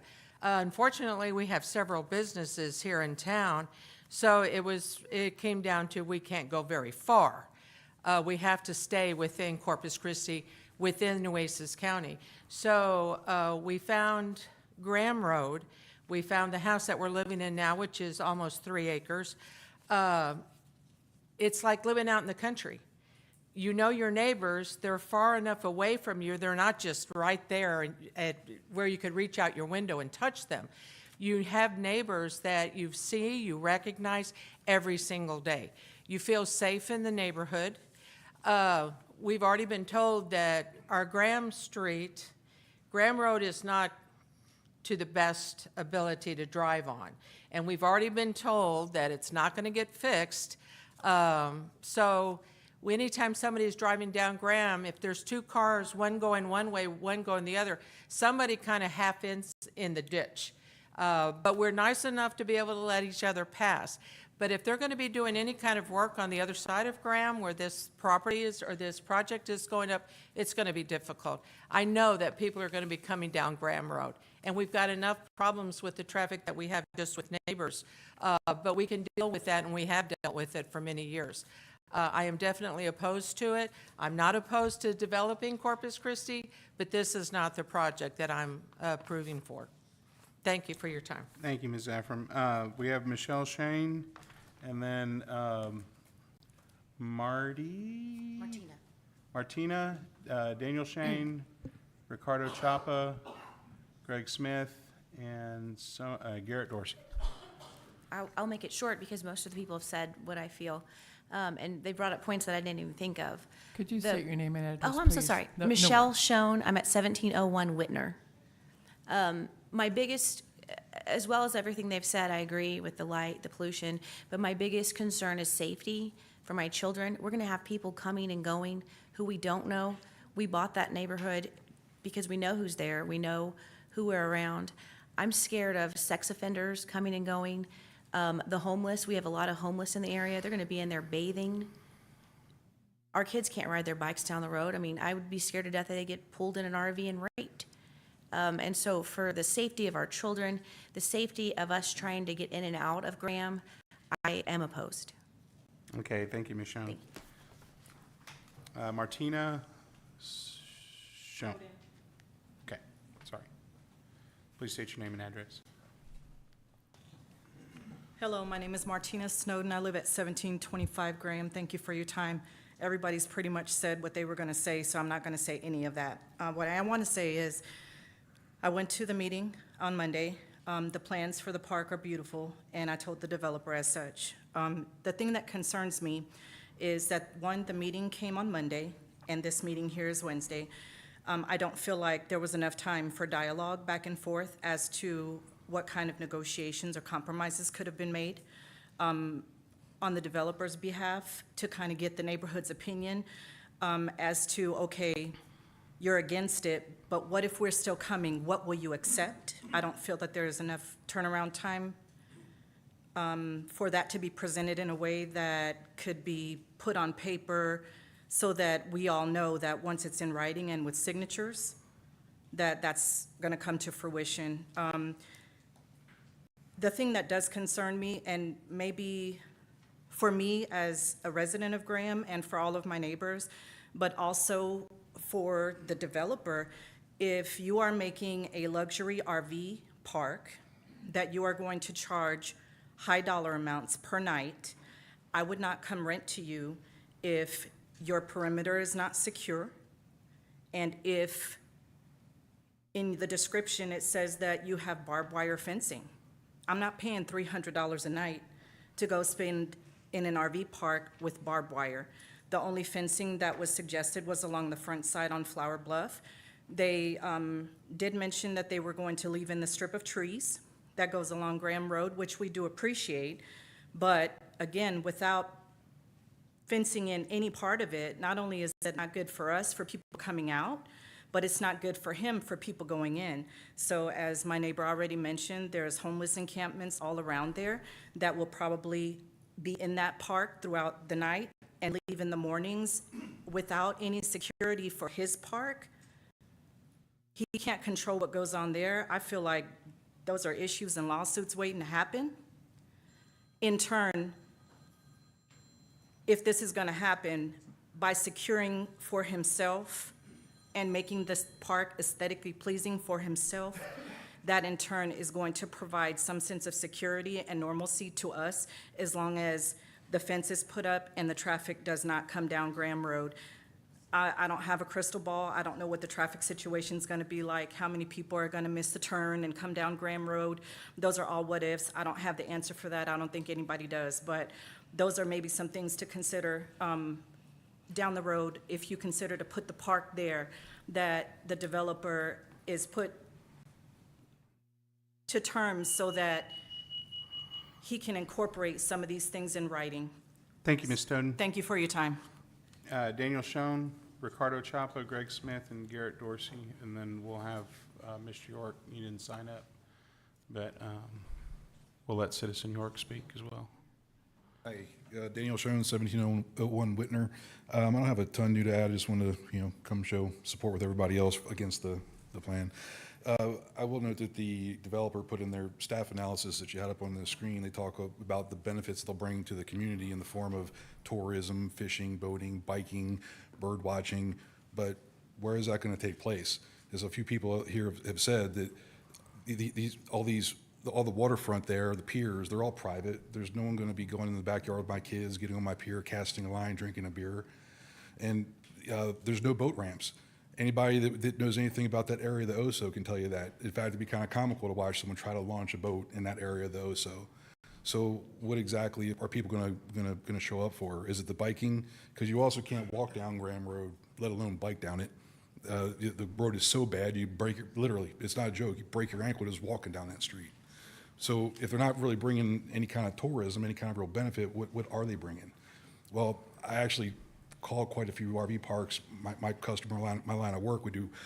What I can tell you is that they contribute an excessive amount of light, an excessive amount of noise. I mean, because think about this. We have the water to our backs, we have the open land to our fronts. Anybody that's got a ranch, anybody that owns a boat, how far does sound travel on water? How far does sound travel on open land? Brush doesn't stop it. Okay, so what's going to happen when we put 300 to 500 people in a confined area in a half-mile radius or less? Are we to expect that that's not going to contribute any sound? Well, I can tell you from having been on those types of properties after dark, you can expect it. And when you put that many people in such a small area for their own safety, what else do you need to have? Lighting. So here come the light posts. It's going to look like a football stadium in front of some of these people's houses, shining through their windows, keeping them up at night, right? The RV parks don't have to worry about that. They'll just roll down their shades and their tin cans, right? But so that's my concern, is that there's no consideration to the amount of light pollution, noise pollution that it's going to bring to the area. Think about the nature of an RV and how it's used. When people come from the beach, they bring their friends. Where are those get-togethers taking place? Well, I can tell you, when the sun goes down, the lawn chairs come out, the radios come out. They don't have room to have a get-together inside. It's an RV, so where are they having it? Outside. We're talking about 180 RVs with, people that want to live their lives, which I totally get, but who else's expense? We all have to put up with that.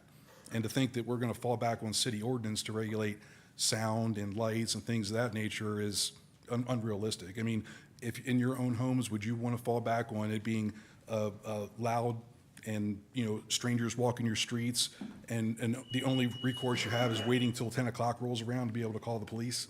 Thank you, Mr. Schoen. Thank you. Ricardo Chapa?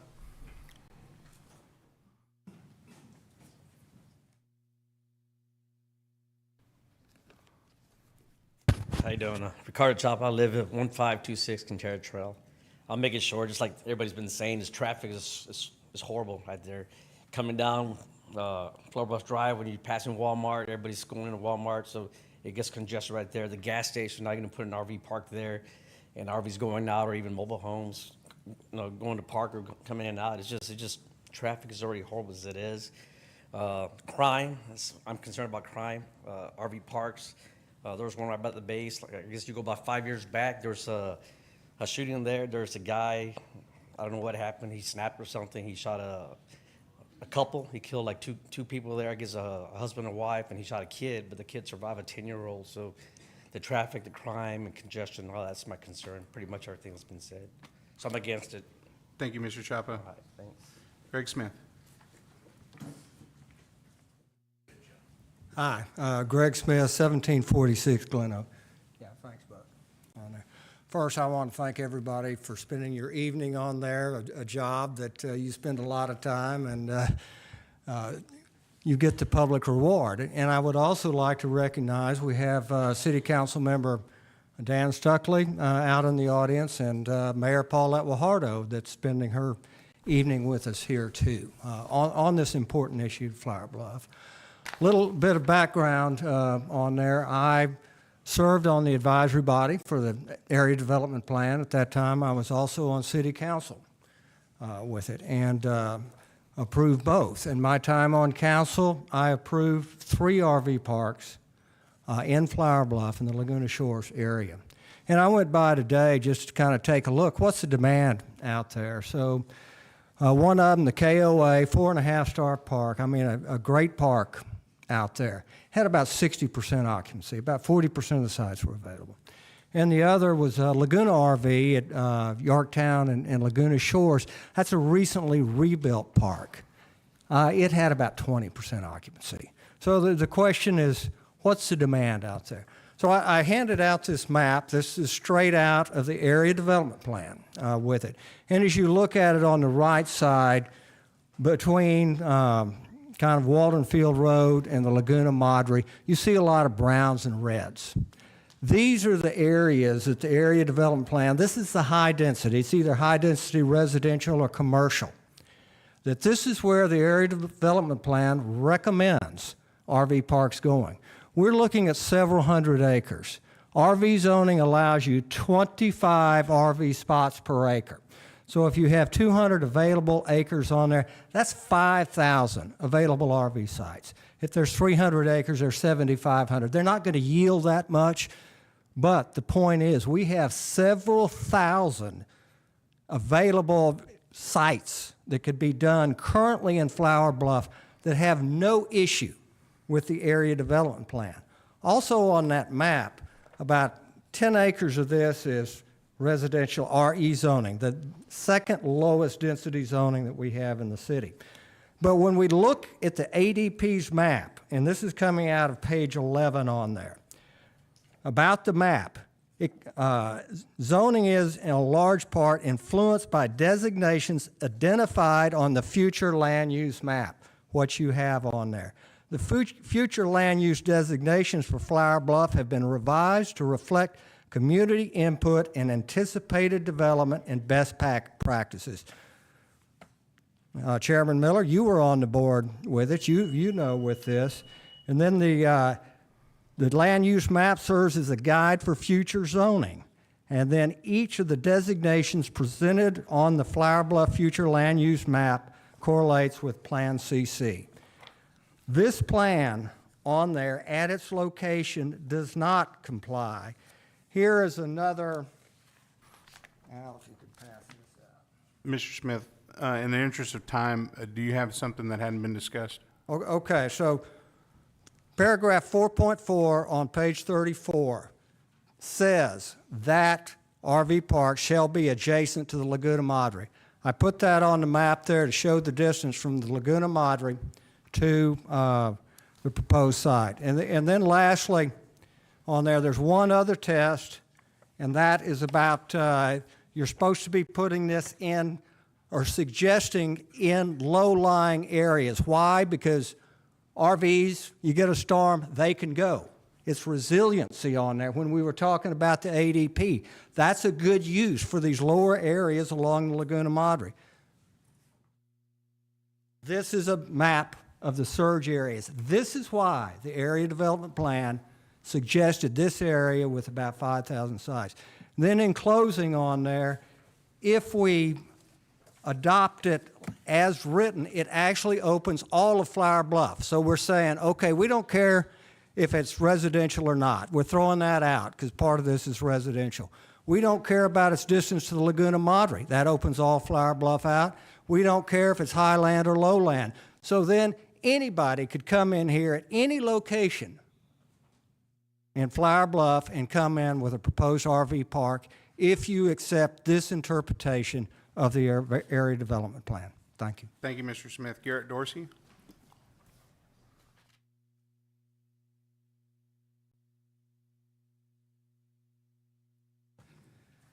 Good evening. Garrett Dorsey, 2037 Sunnycrest in Flower Bluff.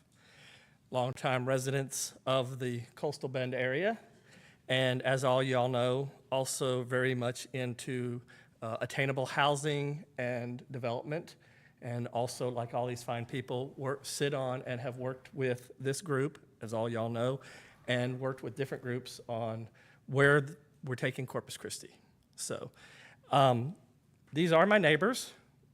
You know, maybe not right down the street, but most of them do know me, and my kids go to school and stuff like that. Oh, I didn't even see Jack. But I would like to say on behalf of the complex that I also get the privilege of traveling around to Rockport, Aransas, and also the valley, the Rio Grande Valley. And I can tell you that there are some really nice, in Tanglewood, in Mission, there is a really nice RV park that, again, we got a lot of Canadian winter Texans and stuff that go down that way that are next to some really high-end homes. We're talking about multi-million-dollar homes. We're talking about the integration of, it's no longer what people perceive as the residential, commercial aspect. It's more of a mixed use. We do now look at our zoning and planning in a different way than we've ever done before because property is scarce and we need to use it to the best ability. The city does not come lightly, if you've ever been to one of their meetings, in talking about, water, drainage, roads, site conditions, fire, safety. These are all always addressed in anything, any plats or anything that coming from this city. Trust me, we all know, some of us who are in this room, because we've worked on this on a daily basis. We go to the meetings every time we have these events that come up.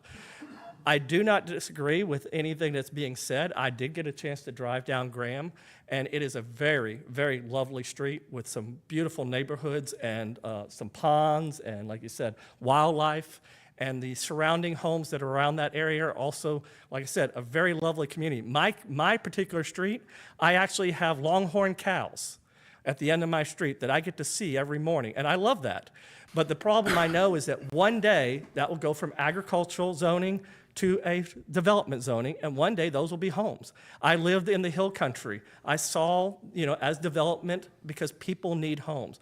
So again, one of the reasons, and some of the people know here, is attainable housing is a passion of mine, because we do need to find alternative ways, multifamily, townhomes, zero lot line style homes, cottage style homes. The documents that these people are talking about is true, but it's a living document that we continue to change and adjust. We adjust this document to fit the current needs of the citizens of Corpus Christi.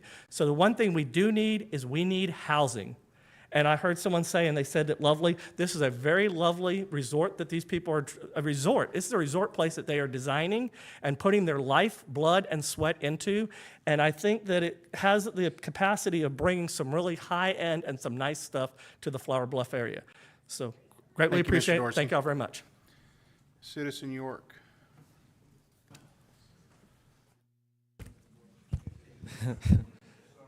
Thank you. It's weird being on this side again. Michael York, 1705 Graham. Recently just moved to the area. I actually just moved in on Monday, so this was fun to move into. First thing I want to say is, as planning commissioners, we're all used to getting these staff reports, right? Seeing factors in favor, factors against. And I want to say, in my opinion, I was very disappointed with staff's report on this. Normally it seems very objective. There's things on both sides. In this case, it seemed almost more like advocating than objective presenting. And in some cases, there were things that just seemed plain wrong. Some of them you've heard, the report said consistent with the ADP. I think it's been pretty well established. It's not, so I'm not going to harp on that. Close to the Oso Bay Preserve, I mean, that's a stretch. Something about bird watching was in there. Again, it's a really big stretch. The main one I want to hit on, though, is it said in their report will not have a negative impact on the neighborhood because it's a commercial corridor. You could call that a stretch. I would call it just not true at all. I mean, 60–70% of the subject property is RE, so to change that, it's a major change. And to not even identify that in the report, notify you guys that there is a RE in this in the subject property, I think is a disservice to the commission and to council. And I hope that it gets updated before it gets to council. On that, a couple of things. It's been pretty well established, not compatible with the ADP, not compatible with the future land use. I mean, it's future land use. Low density is 0 to 3 acres as defined in the ADP. The current density, there's a little less than a quarter of a unit per acre. And this, I think we heard, is going to be about 10.5 units per acre. So that's a substantial increase. The negative impact on the character of the existing neighborhood I want to talk about, because I just moved there. I bought that house for the character of the neighborhood. That was very important. There's very few places in Corpus Christi where you can live in the country, in the city. We've got Calallen, we've got London, but those are on the edge of the city, so you're sacrificing in order to get that land. This is really the only area I know of in town that has the character of living in the country, but I'm also 2 minutes from Walmart. And I like the country life, but not that much, so this is perfect. So you bring in an RV and 150 units and the lighting and all that. I know as commissioners we don't necessarily look at lighting and noise as something that affects zoning, but it does affect the character of the neighborhood. Therefore, it does affect the zoning and the way you look at that. I want to try and hit on some things that you haven't heard yet. ACUs, this property is not in the ACUs, but it is in the flight path. I was barbecuing last night. There's at least 15 flights over my house. The property to the north was the Smith tract. We were all on that case. Most of y'all, some are new. And that, at the time, staff, Planning Commission, Council were very concerned, even though that property was not completely in the ACUs. So to be clear, it's not in it, it's adjacent, there are planes flying over it. Two last things I want to say that haven't been said. One, please remember all the stuff you're going to hear from the developer about luxury this, wetland preservation, pretty landscaping, security, blah, blah, blah. None of that matters when it comes to zoning. Because if you pass the zoning, or you recommend approval, if council passes it, they can do whatever they want.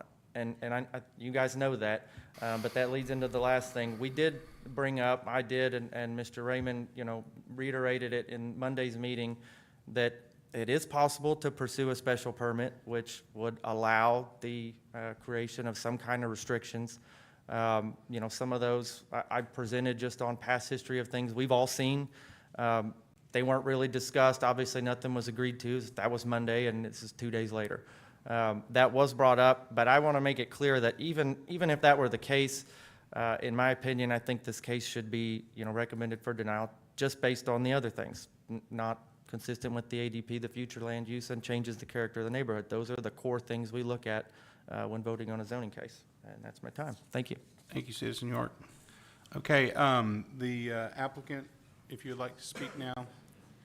I've been keeping some pretty good notes about some of the points that people have made, and luckily, most of the speakers have not been real repetitive when it posts the 3-minute mark.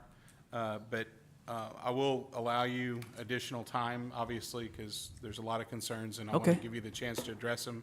But if I do hear something that's repetitive or that's already been addressed, I'll just kind of remind you of that so we can move on, okay? Very good. Thank you. So my name is Michael Ruth, 341 Bronner Parkway here in Corpus Christi. And thank you all for your time. And I want to thank the community that's here. I know that I don't take lightly their comments. I take them very seriously. And as a matter of fact, the first time that I encountered the resistance from the community, specifically the residents on Graham Road, I had to take a double take to make sure that I believed 100% in this project, which I do, and I still do believe 100% in it. So I went out to the property and looked at it and just kind of came to terms with what exactly am I doing here.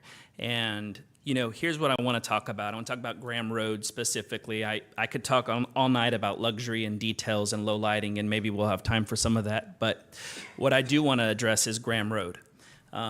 Several developers have looked at this particular parcel multiple times, and there's a lot of challenges with this parcel. So speaking of the RE in the back, no matter what you do to develop that, you're going to bring homes in. So I know that they know this, no matter how many homes you bring on to Graham Road, you're going to bring a lot of traffic, more traffic. Even if it's only 8 homes, that's going to be more traffic for Graham Road.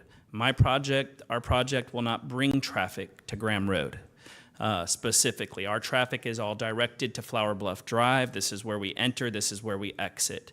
I have an emergency exit on Graham Road, and if you looked at our drawing, you can see we thoughtfully left a great buffer of trees.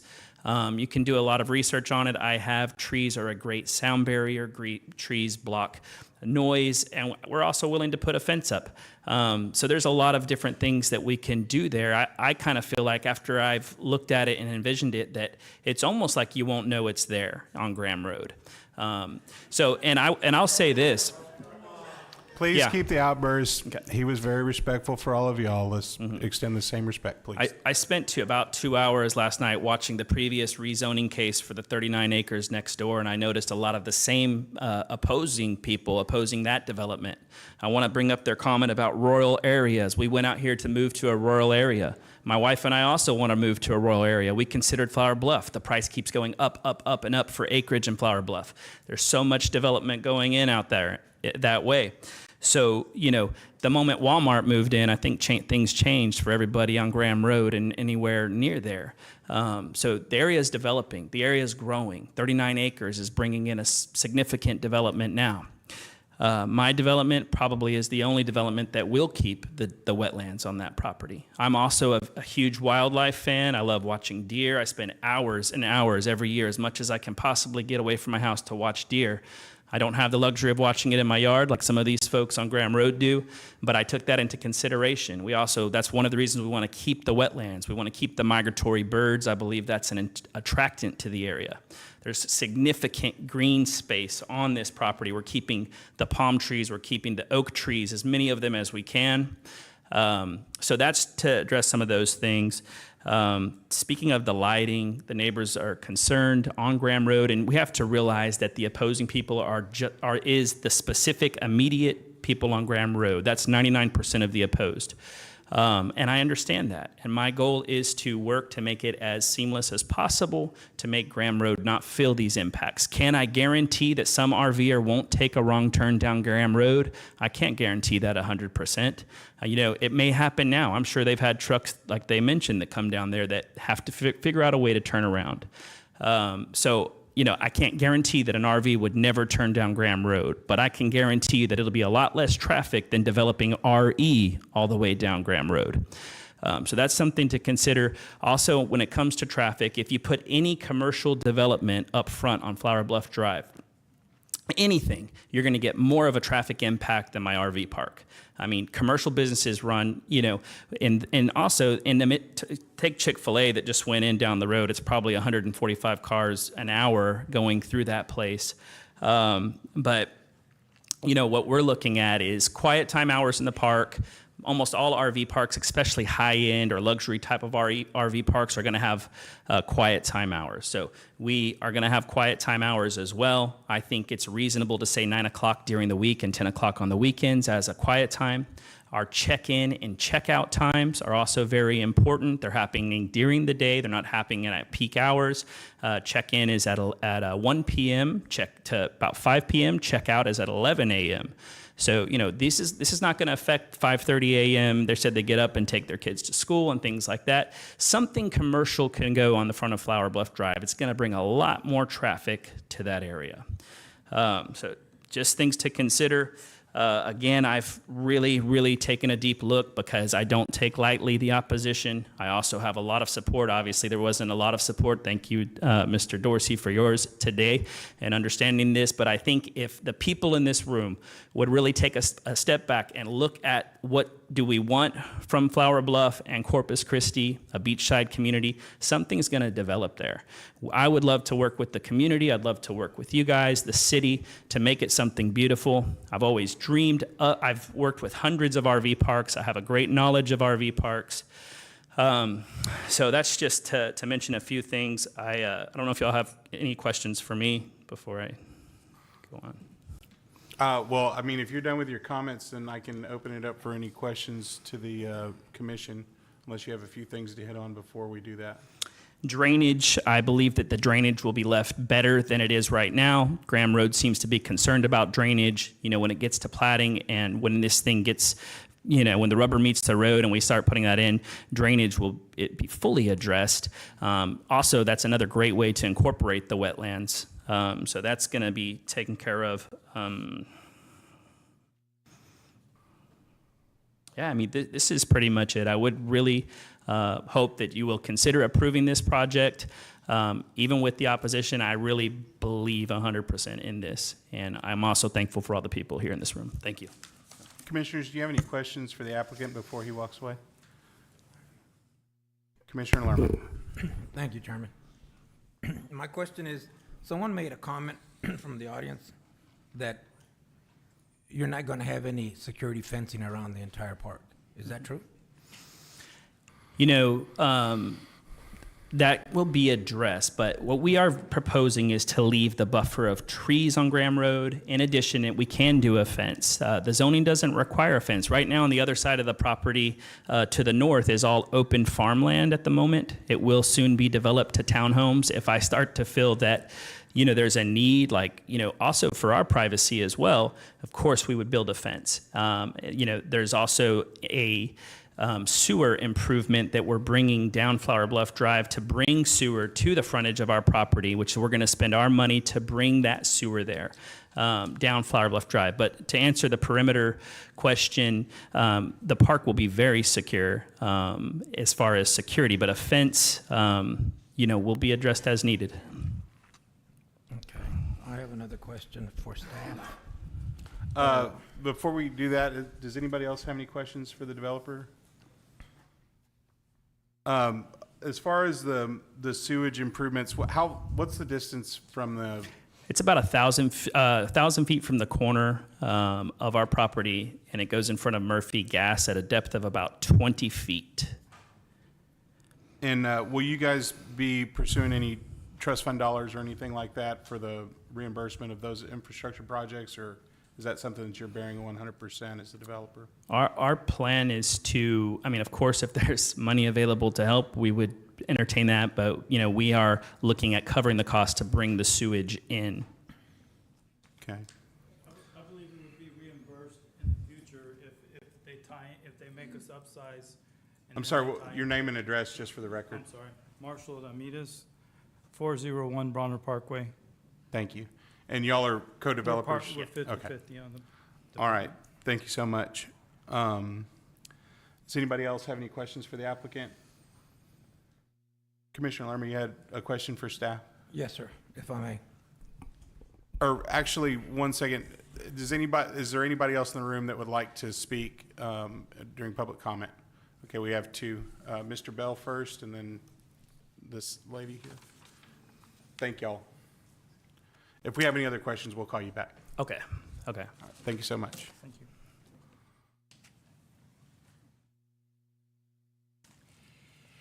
Good evening. My name is John Bell, 555 North Caronquo, Suite 1510. I'm an attorney in Corpus Christi, and was actually here, virtually by Zoom 2 years ago, representing the developer of the Smith Tract in this property, and met a lot of the neighbors here before. The owner of the Smith Tract is one of the opponents to this zoning, as are all the other people around it. And without being repetitive, I would just like to continue by saying this violates Zoning Fundamentals 101, and that when we did the Smith Tract development, we stepped down from the heavy commercial along SPID with barely 10 units per acre of townhomes in the back part. And this should be, in the area development plan, should be something less low-density residential, and they're planning on something that is equally as dense, if not more so, than the Smith Tract development next door to it. It is in blatant violation of the area development plan that all of these people spent hours and hours along with you in developing. If you can leap the half a mile away from SPID, it's restricted to existing commercial or multifamily sites. If they were doing this site on the front 7 acres that are commercial, then it would be a no-brainer. If you could maybe jump the half a mile to SPID, that would be fine. But this is taking a large RE, low-density part, and converting it to an RV location, which is in direct violation of the ADP. Last thing I want to talk about is Graham Road. It is a residential collector, but it is the red-headed stepchild of residential collectors in Corpus Christi because it goes nowhere. It's the longest dead-end street you can possibly find anywhere in the community. I worked with a developer 20 years ago for Cantera Trail on the other side of the property, and it has a stub that eventually may connect with Graham Road, but the city's either going to have to buy that right-of-way because there's not any way that it's going to be dedicated to them. And so Graham Road is going to be, it is only barely 18 feet of pavement today, and no improvements are planned as part of this. And an RV person, I can tell you that if you miss the turnoff, your instinct is to turn right and circle back, and it's going to cause tremendous problems with that. I've been coming down to the Planning Commission for more than 40 years, representing clients, working on this. I have no question that the developers can build a beautiful RV park. There's no doubt about that. The problem is that this is the wrong location for that RV park. The problem is there is nothing that legally limits them to doing the beautiful RV park that in the plan it could be flipped to anyone, and all they'd have to do is comply with the minimum zoning requirements for an RV park, which are really minimal to non-existent. The last thing I'd have to say is the neighborhood. In 40 years, I've never Thank you, heard Mr. Bell. the most passionate group of people. I know, we've heard be most so of this, though, respectful. so got to Be keep so moving. respectful. And I have to use the restroom very soon. Yes, ma'am, come on up. If my eyes start turning yellow. Thank you, Commissioners. And I do not live on Graham Road. My name is Martha D. Simone. I live at 2306 Restful Lane. I walk 3 to 6 miles a day. I happened to walk. I was walking, and I ran into one of the very adamant and passionate neighbors about this, what was going up. I walk Graham Road, but I live way down. We talked about the congestion that was at Walmart and fun trackers, but we didn't talk about the racetrack from that area all the way to Yorktown. I hear it. It is 24/7. It will exhaust, if this RV park goes in, it is going to exhaust our already limited resources, and primarily the new police department that was just put in at Waldron. You're talking about the wildlife, preserving that. What about the trash that people bring in? The trash is all over also. It's everywhere. Unfortunately, we have a problem with the trash here. And it tends to fly out of the trucks and out of the RVs. Have you ever experienced the traffic when the schools start because of the school district right there? They go right up to Purdue and they turn. It is very, very congested there. You're talking about the noise. We talked about that, but specifically the generators going on. I concur with all the remarks that have been made with our concerned neighbors, and please do not allow this RV park to be built right there. Thank you. ma'am.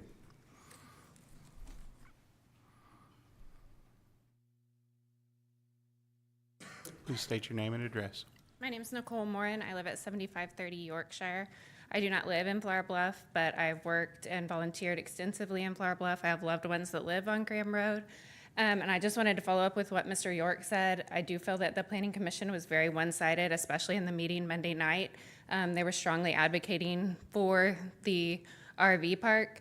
And as this gentleman said, there are a lot of special concessions that could be made through permits, but that there was no follow-through. There was no one to make sure that those special permits were enforced. Once they get the permit, it can be anything they want. So I hope that you will strongly consider all the opposition when you vote against this. Thank you. Thank you, ma'am. Is there anybody else that would like to speak on item number 4? Sorry, I forgot. Okay, I see none. With that, Commissioners, do you have any other questions for staff? Mr. Lerma? Thank you, Mr. Chairman. Yeah, I closed it. Al, question, does Development Services have any future improvements to be done on Graham Road? That's cute. Development Services doesn't improve streets. Public Works does. But I looked at, I reached out to Ernie, and this is not on any improvement list, right? Okay. And even, and just to note, right, even in the Flower Bluff Area Development Plan, Graham Road south of Flower Bluff Drive wasn't listed as a street that they wanted to improve over the next, I think it's 2 to 10 years of the plan. So no, the city doesn't have any plans for it. It's not on any list. And if the citizens wanted to, get together and say, hey, you got to improve my street, they would have to do that, and Ernie then would have to place it on a maintenance plan or CIP project. Okay, thank you. And I'm sorry, but I already closed the public hearing, but I really didn't hear anything other than trash that wasn't already addressed, and I'm sure you'll have trash cans. So does any of the other commissioners have any more questions for staff on this item? Hedrick? First off, thanks for everybody coming out. I wish the rest of Corpus was as passionate about it as you folks are. This question is for staff about the area development plan. Can you tell us a little bit more about it? Is this a document that is set in stone? Is it frequently changed? Can it be changed? What is it exactly? So I'll give my opinion, right? And as many of them said, we met on Monday. I want to preface this by saying, because like I guess Garrett Dorsey said, right, development, sir, what we do is always the third rail, right? No one's ever going to like what you do. Everyone's going to complain about what you do. They're going to question your integrity. They're going to question your character. They question your professionalism. And that's okay, right? You kind of have to build up your Teflon skin. But as Garrett Dorsey said, when we bring cases forward, it's not done lightly. We've done our homework so that when we present to you and ultimately when we present to council, we've dotted our I's and crossed our T's. So when you ask, hey, is this in line with the area development plan? First, I will say, almost every Tuesday, without fail, we're amending some plan. We are. right? Someone wants to do something, oh, well, this will require an amendment. And even in zoning cases, hey, we are moving this zoning forward, but it will require an amendment to the future land use map. I'm sure you've heard that many times, right? That's one thing. The other thing is that, and as someone said, I think it was Mr. Dorsey or others, this is a living document, right? So in 2022, when the picture was taken and says, this is what we want, when cases come before us, right, us being development services, we have to look at where we are, we have to look at the comprehensive plan, and where we want to be, right? Is this in line with it, right? So many of the citizens said, and I mentioned this on Monday, hey, this is not in line, and my comment then is my comment now. The development to the north it's high density. This is a step down from that. This is almost like medium density. Then, of course, there's Graham Road, and then you've got RE development, right? Everyone has different opinions. To me, that's a rational step down in zoning, right? If you put my mentor up there, Andrew, he may say something totally different. But the point is, to me, it is a rational step down zoning so that it doesn't necessarily, we're not battling with the high density of the tract to the north, and we're really not battling with the RE development to the south, right? So to answer your question, right, specifically, staff analyzed this in our opinion, and I just want to read this, right? Good, better, and different. I'm going to read the entire paragraph of 4.4, and Greg Smith, Councilman Smith brought it up, and I want to just kind of, so you understand kind of our point of view. It says support extended and additional recreation vehicle areas to serve tourists. That's the first sentence, period.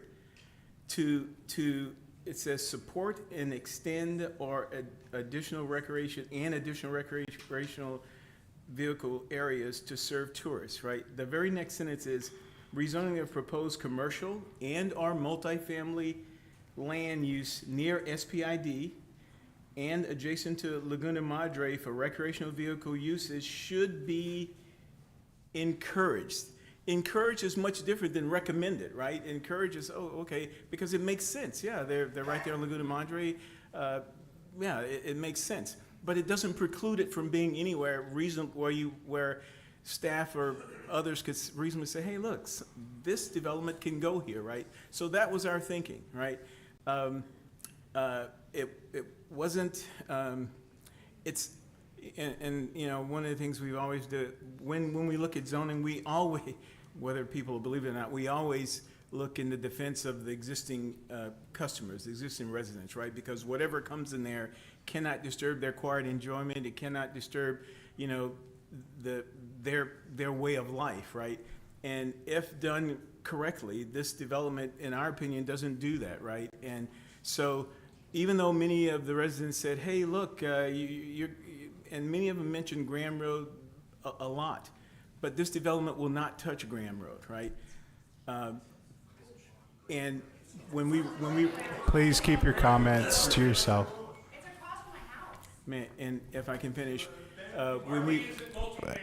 Please, let's let Director Raymond I'm just speak. sharing you staff's analysis, right? So you can see why we don't really get friends and get a lot of Christmas gifts because of what we do.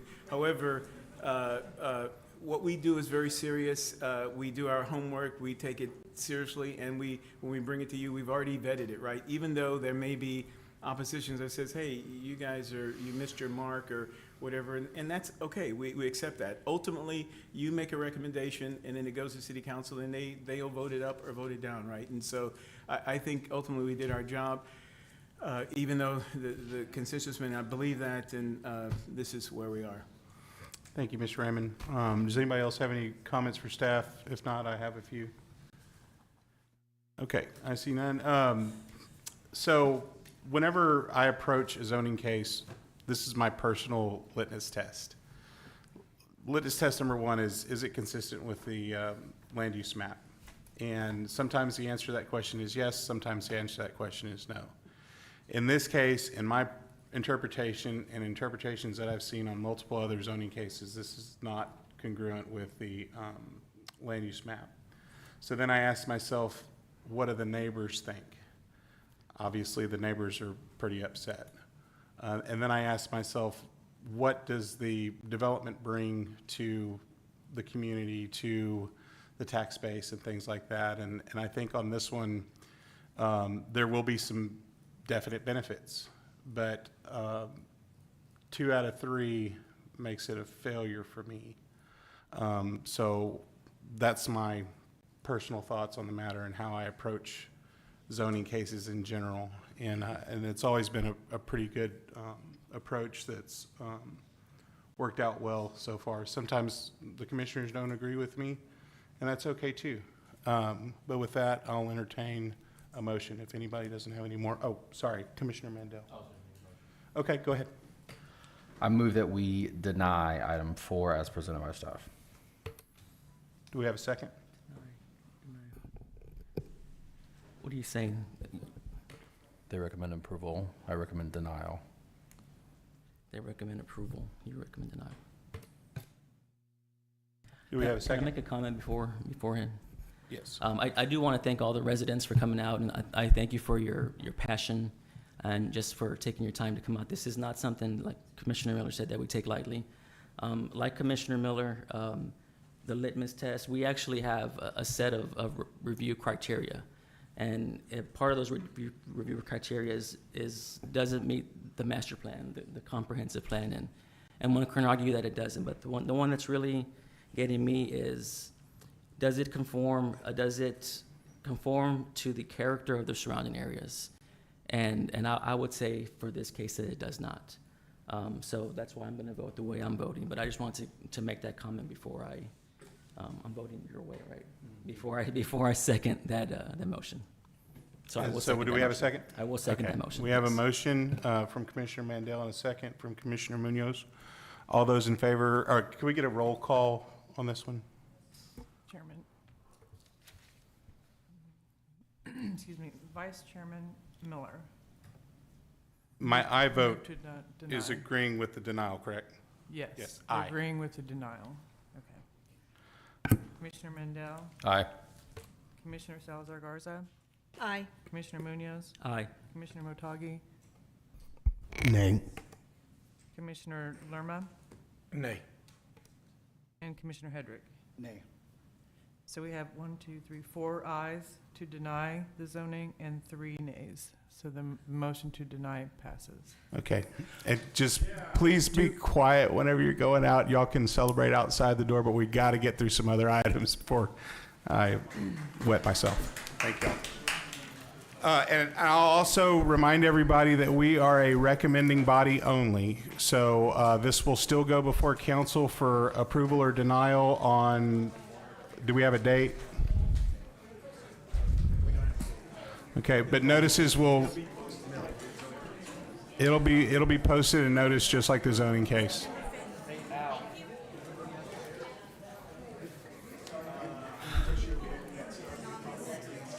Yeah. In August, we'll move up. Sorry, I can't talk over all of the folks. Okay, if we could please be quiet.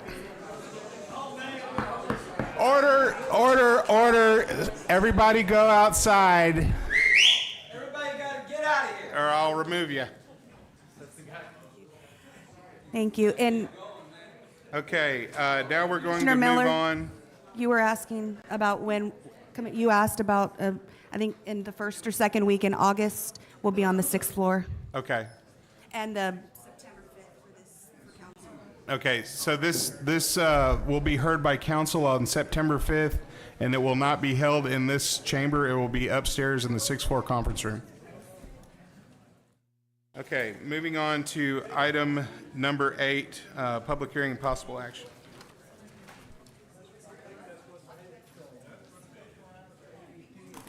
Yes. That's not accurate. Investor, really quick. Can we get a correction on that, please?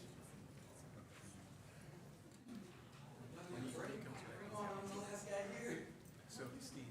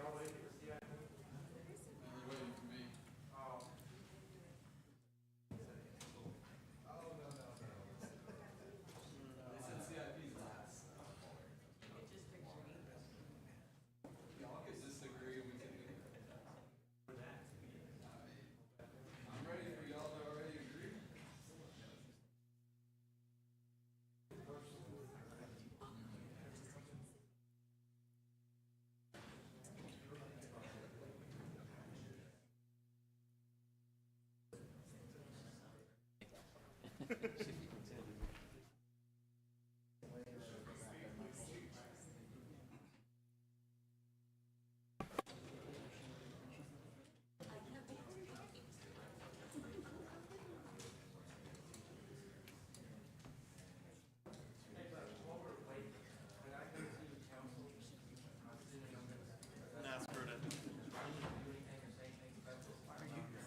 mention that you're speaking on your private interest and not as a.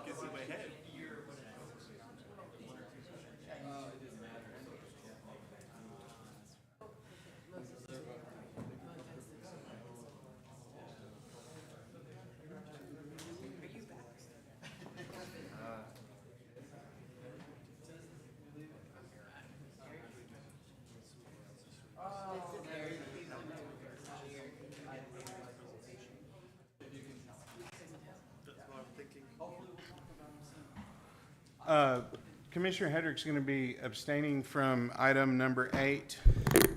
Chairman, I have just a quick correction. Previously, regarding the future city council meetings, it's currently scheduled any meetings after starting September 6th. The council meetings will be held at the RTA, but the planning commission meetings will be on the 6th floor. Oh, okay. All right. Well, Is that something that gets noticed? We'll have to incorporate that in the notice. but you have to renotice for the council meeting, correct? Yes. So the mailers go out to the notification area, and I'm sure it'll be pretty heavily advertised that we're moving council meetings to the RTA building. Can you send us the address for the council meeting as well? Yeah, I'm sure we can. That's cross street.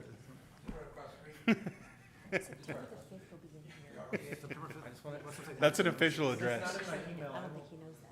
That's what you said, after September 6th. Okay, because he said he wants the address. Because they're going to, anyway, it's going to be here. They're here, council. Okay, I think we're ready to get going. So, I'd like to read into the record item number 8.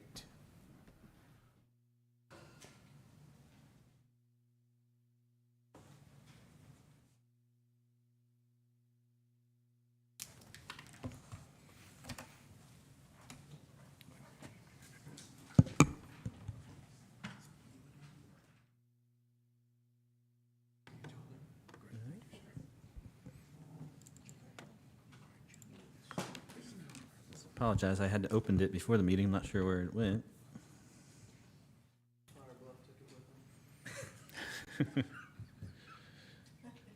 Somebody's operating here.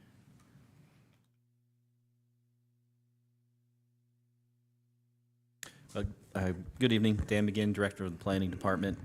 Also with me tonight is Renee Couture with our Public Works Division. And so this next item is the Urban Transportation Plan Amendment. Thank you. And so the applicant is proposing a removal of Sunny Drive and Haven Drive extensions, and these are both located in the northwest area. The applicant is MPM Development. They're the landowner, and the subject property is 157-acre tract that's proposed for single-family development. It's just west of Tolosa Midway High School, and the Lyondale Sports Facility, which is a county park, is just south of that location.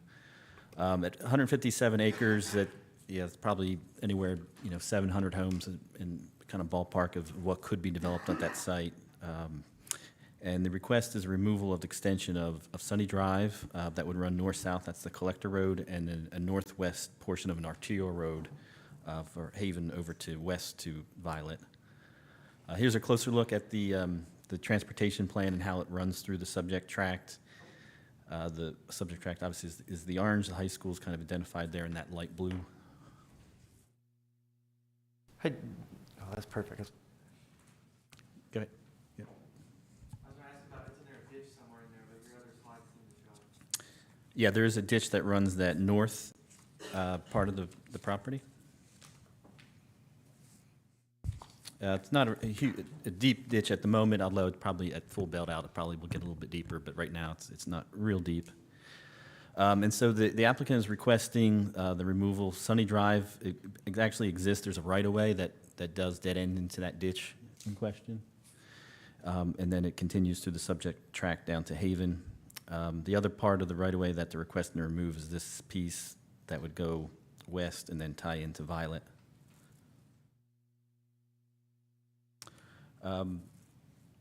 As far as, the staff evaluation, we looked at Haven Drive, and we feel like that we can accommodate the traffic needs and connectivity within the area. And so this Haven Drive does continue west here as a collector. And so we believe we have sufficient capacity there. The road it's narrow right away. You have full development along this portion of Haven Drive here. But we feel like that would still be adequate connectivity based on future demand and traffic load in this area.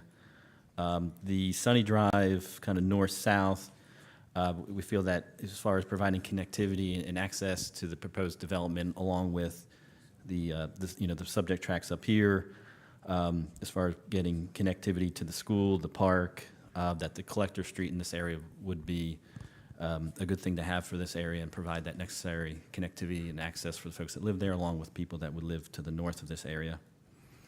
There is a collector that is kind of east of the track and kind of does run down along the east edge and takes you out over to the east of the area. But having this additional collector would be a good thing for this part of the community. And so the final recommendation is to remove that arterial that would run that kind of east-west portion, but to keep that Sunny Drive. And we did want to point out, as far as the kind of the comprehensive plan and looking at these neighborhoods, and this number 9 within the plan does talks about, a broader sense of neighborhood and community rather than creating these isolated kind of subdivisions. A lot of these, a lot of development code, and that's something that's being looked at now with the UDC amendments that you'll hopefully see here in the next couple months. But just subdivision design and layout, you'll find in the south side, you get into one of these projects and you kind of get buried back there. You don't have a real way to get out. And so you don't really see that in the Bay neighborhoods. The older neighborhoods, established neighborhoods have really good block connections and you can get around pretty easily. And so the idea here with this plan recommendation is to kind of get away from that and create codes and things that would provide for better access out of these projects. And so the crossing of the ditch, we know that's kind of an issue. It's a cost, but the overall cost of that and the value that it creates for not only this subdivision but the subdivisions in the area provides not just cars but vehicles, pedestrian and bike access in and around this area as well. It's not just cars. So we're looking at opportunities to connect people in different modes of transport, and so that. We're looking at that as part of this request, but then also long-term, something to think about when codes come up too, about subdivision and access concerns and the number of units and getting to a point where you have more than just 1 or 2 access. Having 3 and 4 is better for, emergency access. If you have a closure or street construction, you want to provide people means to get around. And so that's kind of the means for our recommendation. And I don't know if Renee is here, she has anything to add to that, or if she's available for questions as well. So, thank you. Commissioner, does anybody have any questions or comments for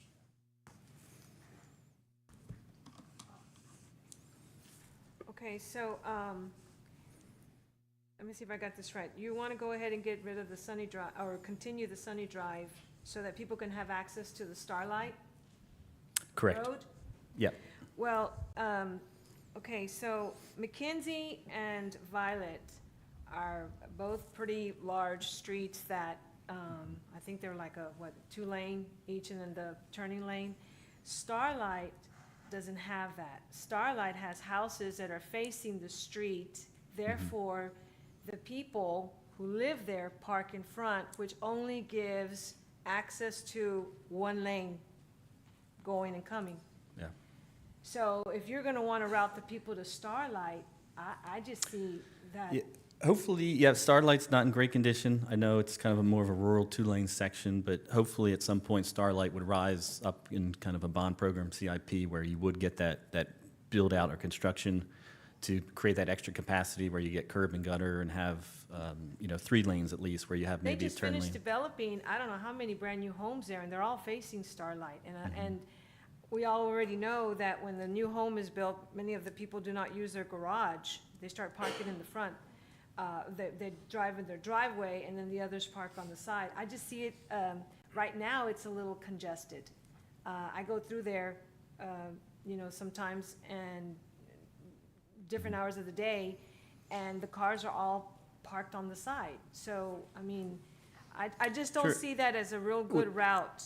It may actually, by having this additional connectivity, it may kind of alleviate some traffic on Starlight. Well, now provides another opportunity for folks to kind of go south and over to the school versus maybe directing all the traffic. But I agree, Starlight definitely needs improvement. Of course, this Sunny Drive will need to be improved once the developer would reach this part of the development of this project.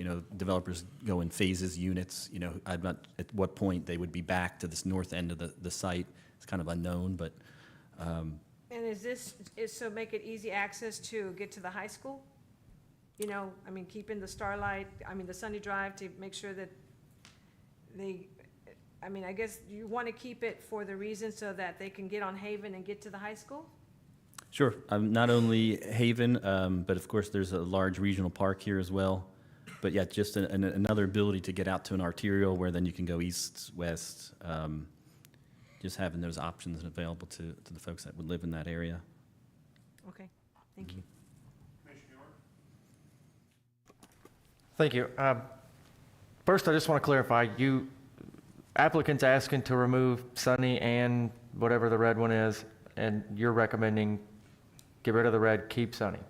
Correct. Okay, what I want to ask is the portion of Sunny that is outside of the developer's property, is it actually feasible that can be a right-of-way? I mean, is it undeveloped land that somebody's actually going to plat in the future and it can actually become a street, or is this going through somebody's house and lot and we'll never get it? It is right away, and even when we would work with the developer, we could even look at options that would look at connecting Sunny over here if that was a better alternative route. We could always do that as well. And so we have that. We have some flexibility in where we kind of locate collectors and how they run through a developer's property if it's only impacting that developer. But Sunny is a right-of-way that does exist. It's not, it's not paved the whole way, but there is right-of-way that we have access to. But a likely connection, it could be there versus using that old right-of-way. Okay, thank you. Commissioner Lerma?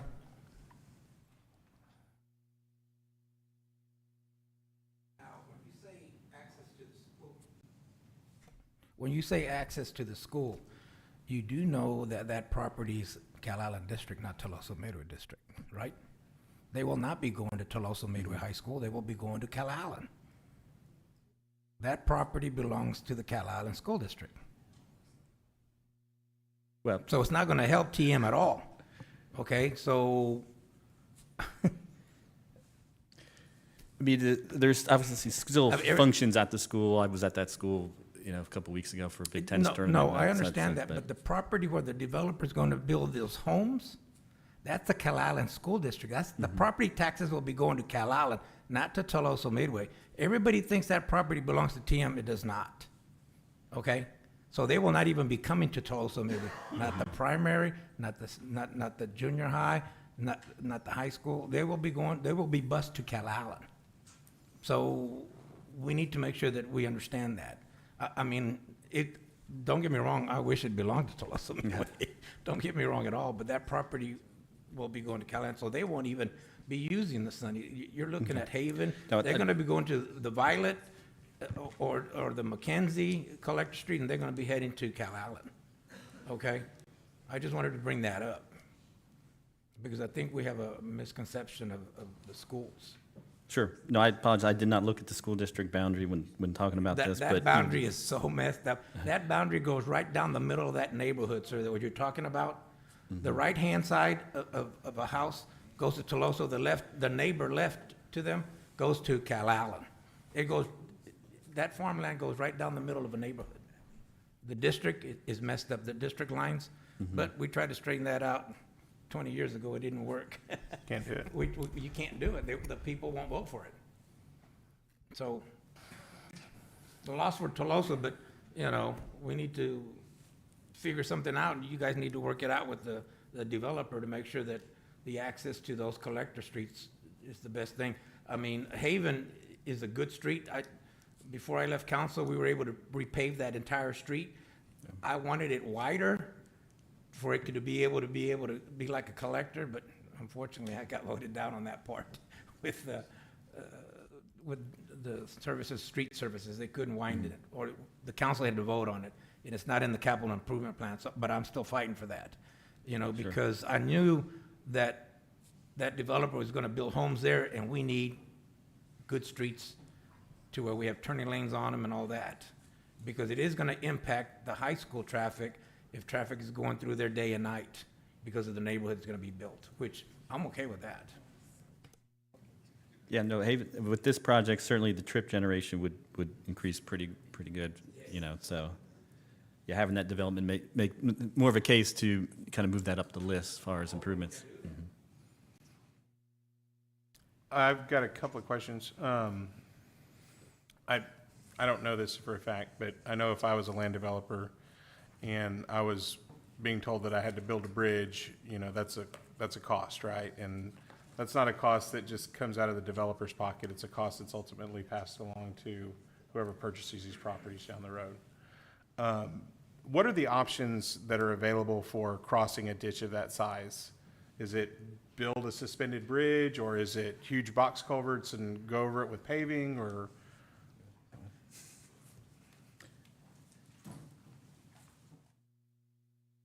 Hi, Renee Couture with Public Works. As far as the options, I know we're working towards, there's the CIP projects as far as like the roadway master plan improvements. And if there's an opportunity in the future for some sort of transportation funding, you know, so if some resource for funding, you could make a connection, you know, across from, you know, possibly Starlight or Sunny Drive to the south side. But as Dan reiterated, you know, understanding now that, you know, the school boundary districts are, you know, are different. What we're looking at is just connectivity for traffic, you know, land access. So, you know, what Budget just pointed out to me is that Starlight is actually on the CIP, so there are plans for improvements for Starlight. So that street would get improved as a future project. But as far as connectivity, what we're looking at, when we looked at, you know, removal of streets, it made sense, like Dan was saying, to remove the east-west, that arterial street, not to have a huge arterial street when you have Violet and Haven there for access. But what we'd like to see is maintaining the north-south connectivity. Some of the issues that we see, it's not really apparent until you really get to construction. And when you get to construction, that lack of access and limited access points for the neighbors is where you see the problems and where, you know, plans to preserve the right-of-way. Why we try to keep those in our planning, and, you know, for future preservation of right-of-way, for access for the neighborhood, internal circulation. But like I said, also when we're working on repairing streets, you know, streets need to be closed, you limit access, and for a development this size, I'm sure there will be access points to Haven. I know the developers asked for, you know, talked about access points to the collector on the east side.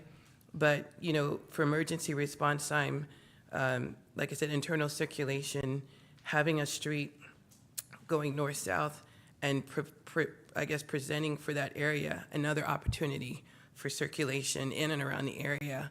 And it's going to be localized traffic. We're not talking about, you know, huge volumes of traffic. It's still going to be localized internal traffic, but it provides another opportunity for circulation that we like to see. And in that, expanding upon that, if there was a compromise to be made, I'm just looking at this and driving over there and taking a look at it. I guess so, it's be the northwest corner of the subject property.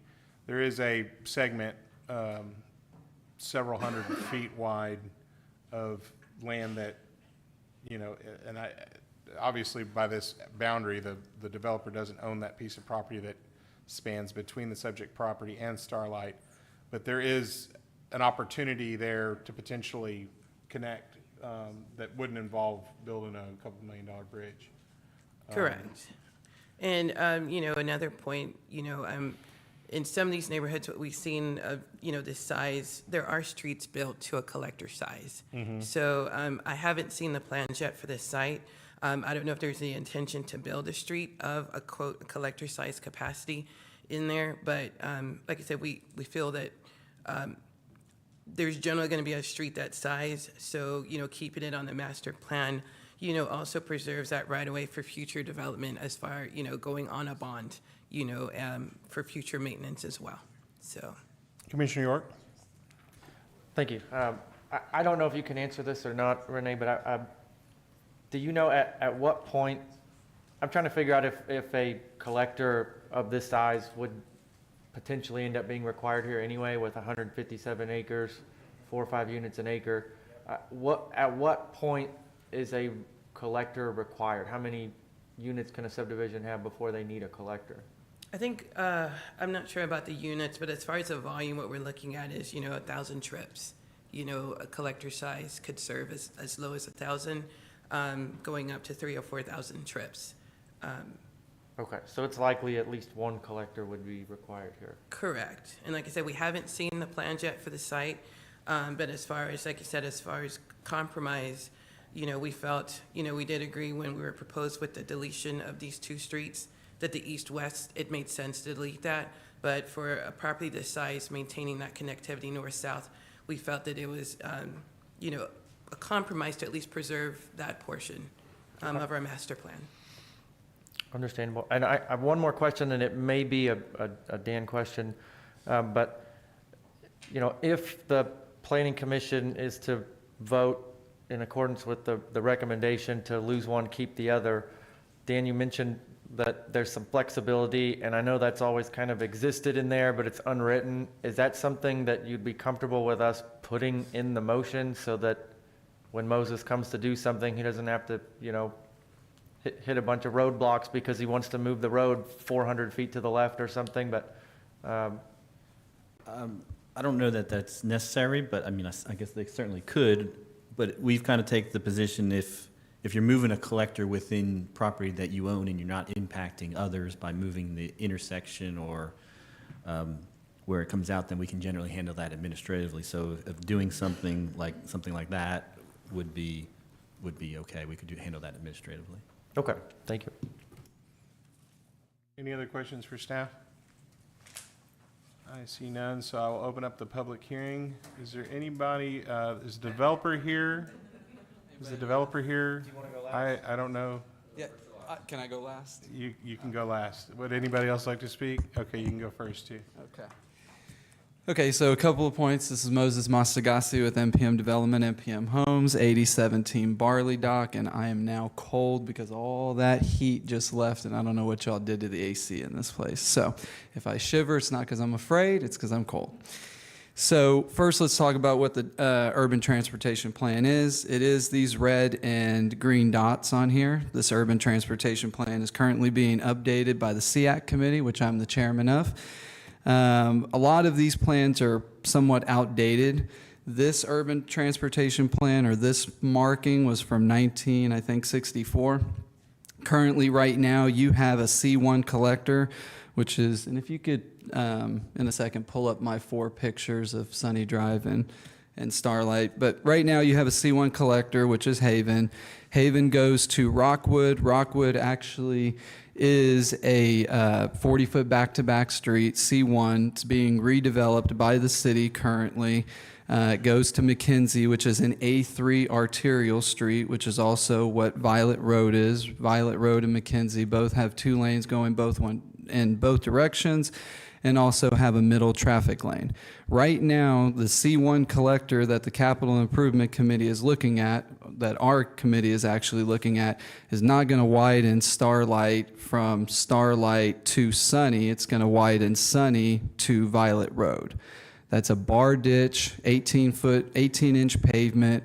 If you look at what Sunny is right now, Sunny is probably 12 feet of pavement right at Starlight.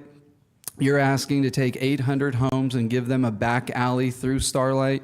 If anybody lives in Cal Allen, you have to get on Leopard to either go to McKenzie, to go to Starlight, or to go to Violet. If you're coming down McKenzie, you're not going to take a right onto Leopard, a left onto Starlight to come on a one-way traffic lane to then go into the back side of the neighborhood. You're either going to come down Violet Road or you're going to come down McKenzie. Even for safety emergency vehicles, I was actually going to the neighborhood the other day. A vehicle got hit across the street from the gas station. Where did the ambulance come from? Came down McKenzie. If it comes down McKenzie, it's going to go down McKenzie. It's going to take a right on Haven. It's going to go in the neighborhood. The neighborhood is actually going to have a C1 collector going north-south and east-west. What we're asking is don't put the burden of bond dollars or tax dollars, or even on the 7 people who live in this community with no drainage, no curve, no sidewalk, and tell them that 800 cars are going to go down their street in some shape or form. I mean, that's what's going to happen here. You're going to give a back alley to Sunny, and you had, sir, mentioned, well, if we had shifted this down, you're going to go into the Starlight area right now. Can you go to the next pictures? Thank God nobody's You're allowed waiting to behind. continue. Yeah, nobody's behind me. Sorry. Can you go? Oh, how do I? Oh, I'm sorry. This screen doesn't show that. Okay. So this is actually the district map. I was going to bring that since I noticed that staff had said that potentially the Starlight community would go to the school. Well, none of them go to this school. They all go to Flower Bluff Drive, so none of these people are going to want to come to Tolosa Midway. So having that back route for the Starlight people doesn't make sense. Also on this map, the C1 collector that was eliminated, staff was supposed to show you that they eliminated it south because they built a park there and they didn't close down their own street. So if you notice south on the city property, you actually have a park, so there's no way that C1 collector can actually go further south into the park. So either way, that C1 collector south of Haven is going to be taken out. We're not asking to take out a C1 collector in the neighborhood. This size neighborhood, you're going to have a C1 going left, right, and north, south. I mean, you're going to have the traffic counts of 1,000 to 3,000 vehicles, which are going to warrant that. This neighborhood's going to have 5 access points, 3 on Haven, 2 on Warrior Drive. Going back to that transportation amendment, again, you can see that the city itself built a park and didn't update their transportation plan, still showing a street going through that park, which is not possible.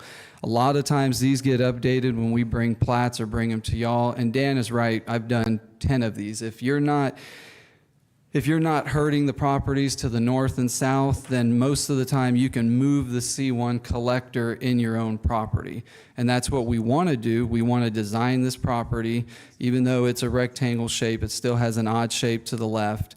We want to design this property to put a C1 collector in the right spot. This property also does have pipelines in it, so being that it has pipelines, you have to be able to maneuver your streets in certain ways so you don't come up with odd-shaped lots or dead-end cul-de-sacs.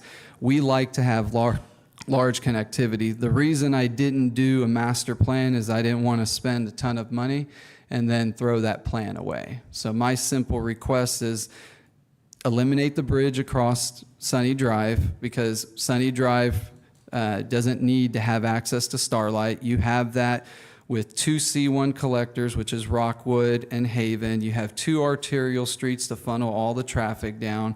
Logically, you're not going to come off of McKenzie, which is off the highway, to take a right onto Leopard, to then take a left on Starlight, to come down a 1-lane street, to then take a left onto Sunny Lane, and to cross over. You're going to come down McKenzie, you're going to take a right on Haven, you're going to turn into one of the 3 accesses on Haven, or you're going to take a right and go onto Warrior Drive, and you're going to go in one of those 2 accesses that actually goes into the neighborhood, depending on where you live in the neighborhood.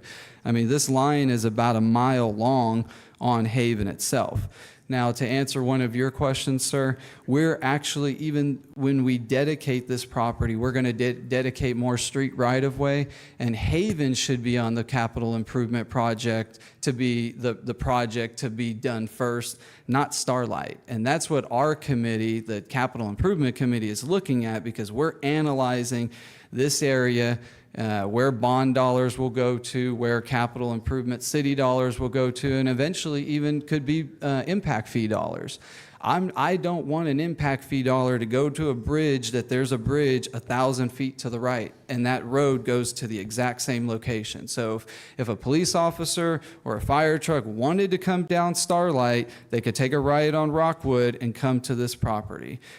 To say that you go down another 500 feet and then take a right on Sunny and come into the property might save you about a minute, but you would still be going a couple of minutes the opposite direction down a slower type of traffic street that could be, just like one of the commissioners said, have vehicles on it and deter those type of big vehicles coming. But you're not getting you already have a C1 and Starlight. Can you pull back the pictures just so I can go through them real quick? So that's Sunny and Starlight. And if you could do the next picture, please. The next one.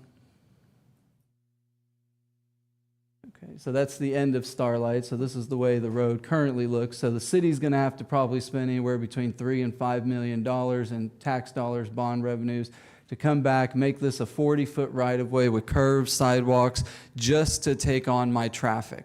Why? And then the 7 homeowners here that live on a dead-end street are now just going to be a through street for them? That doesn't make any sense. When you have 2 A3 arterials, you want to dump it on a C1 collector, which is called Starlight. And you want to put a C1 collector in my neighborhood and say those are the same 2 types of streets. Starlight has homes that are facing the street. You have driveways every about 150 feet on the right-hand side of Starlight, and then you have street openings on the left hand of Starlight. Can you go to the next picture, please? So that's the way Starlight looks now if you're headed towards to Leopard. You're not going to get that widen. You're not going to take people's front yards. You're not going to move all those fences. You're not going to do that. City of Corpus Christi doesn't do that. It's very simple. Just doesn't happen in the city.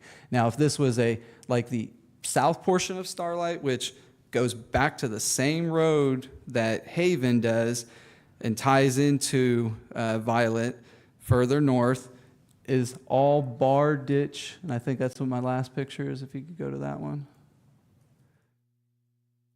Those home, oh no, okay. So that's actually the street that the city is doing. That's Rockwood, 40-foot back-to-back, all the way to McKenzie. I don't have the picture of the bar ditch, but if you go down Haven, you'll see it's 20 feet of pavement, and then you have your coverts on the side for the homes that wrap around towards the Violet area. So, and I stand by any questions. Commissioner York. Actually, my question's more for staff. The applicant's given us a lot of, this traffic will go here, this will go there, and I just wanted to see if we could pull up the map and then just kind of get their take on it, because a lot of what we just heard seemed to make sense. But I don't live in that area, so I don't know where that's at. Is it possible to pull the whatever roadmap back up and just kind of go over some of these things? Expanding on Commissioner York, I'd like to see the UTP and maybe give Moses the opportunity to mark up like where he foresees these north-south and east-west C1s being laid in.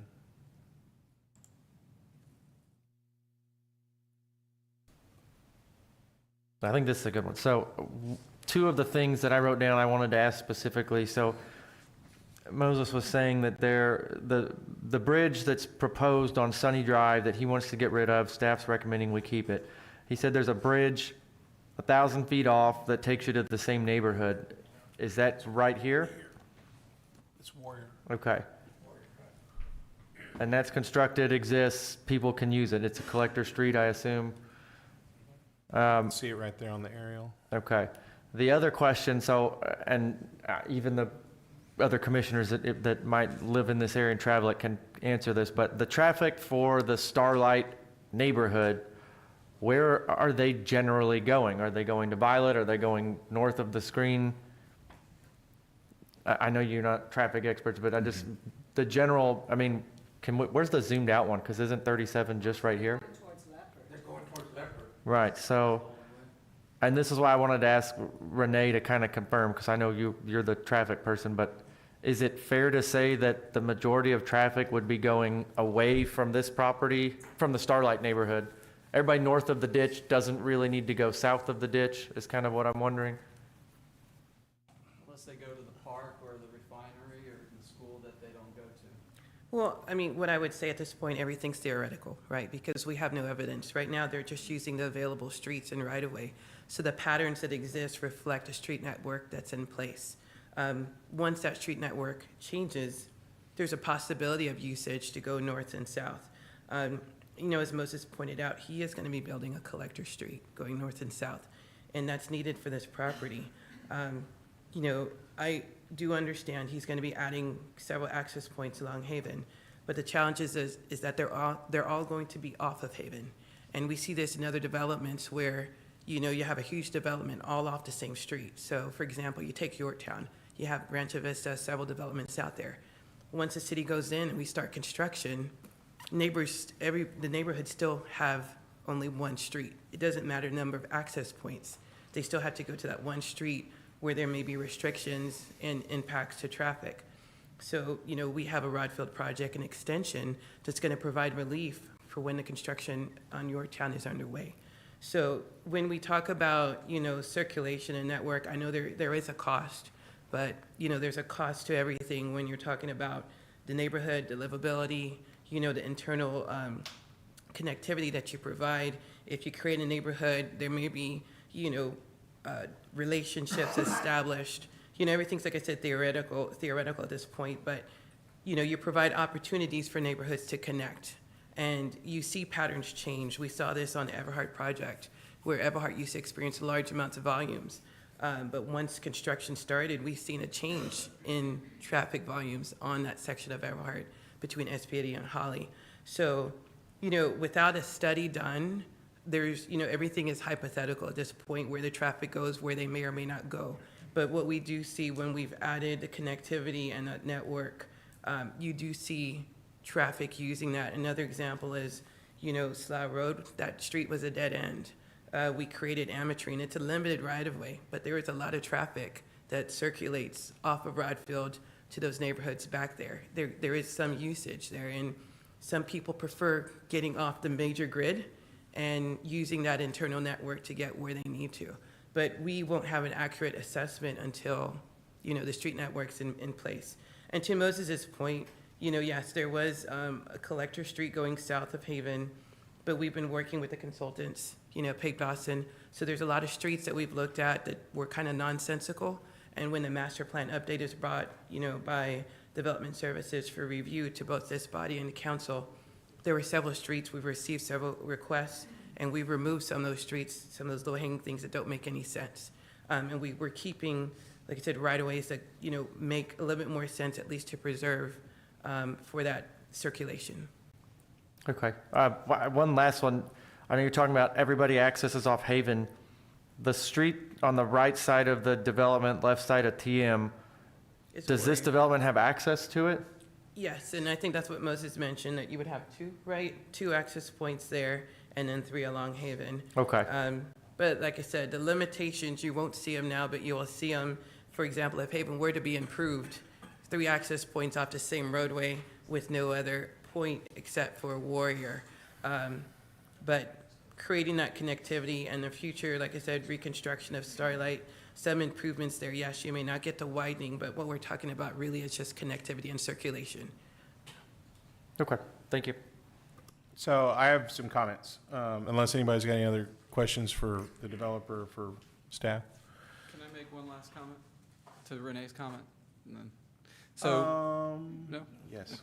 So what Renee was saying is exactly right. I mean, I actually build off Yorktown, but there's nothing you can do. Every neighborhood's going to abut some type of arterial. If you look at Cimarron, for example, drive Cimarron to the left side, Cimarron Crossing. What does it do? It backs up all the way to the Oso. Every one of those neighborhoods has to dump on Cimarron. If you have large communities, like 12,000 homes, like Kings Crossing, and you can benefit to be on Cimarron, Yorktown, and Staples, that's a different concept. But every neighborhood's going to have the minimum one access to the actual neighborhood. What you do as a land developer and how many access points you put on your arterials is the key. We're doing 3 on Haven, 2 on Warrior Drive, that's 5. Let's say Renee is correct. You know, we come and tear out Haven. I'm going to be on phase 2, phase 3. If I'm already done with the neighborhood and I've already put that bridge into Sunny Drive, then you're talking about making Haven not wider for another 15, 20 years? I mean, and you might not get Sunny Drive for 15, 20 years at this point. But where this traffic goes, nothing from Starlight comes south because this is all industrial land from here. This is the last zoning. Moses, I think I have a good compromise, and at the expense of you talking yourself into a corner, well, let me propose this and see how it sounds to you. Okay. Obviously, you said that you're going to have north-south C1 collector, east-west C1 collectors here. And we can't look into our crystal ball. You made a comment earlier about the city of Corpus Christi doesn't take people's front yards and widen the streets. They do. It's happened before. But regardless, it's a messy process, right? And the current state of Starlight, who knows if Starlight's going to look that way in 50 years. So I understand everybody's, opinions. You talked about dedication. If you and staff could come up with a reasonable place to place the C1 collector and don't build the bridge at this point, dedicate a couple of whatever the right-of-way width is for a reasonable connection point, so that if the CIP identifies Starlight as something that's going to get widened and made capable, because everything that I'm seeing right now and all the evidence, if you put a C1 across that ditch up to Starlight, that's going to be more of the Starlight neighborhood is not going to flow down. The new development is going to flow up, and that's going to put a terrible burden on there because Starlight folks aren't going to TM, but the people of this development would probably like a quicker way to get to Leopard, and that might be a way to do it. So it doesn't make sense to bring 800 home sites through an already congested area to Leopard every morning at 6:30 or 7. So, but, a few years down the road, if it gets widened and everything else, it would be nice not to be closed in. So would you be amenable to that kind of land dedication for that connection point at a later date on somebody else's dime? So, yes and no. Let me answer that very clearly. The only place you can put this C1 that would create traffic flow, because I think of my neighborhood for the people who live there, being able to get in and out of the neighborhood.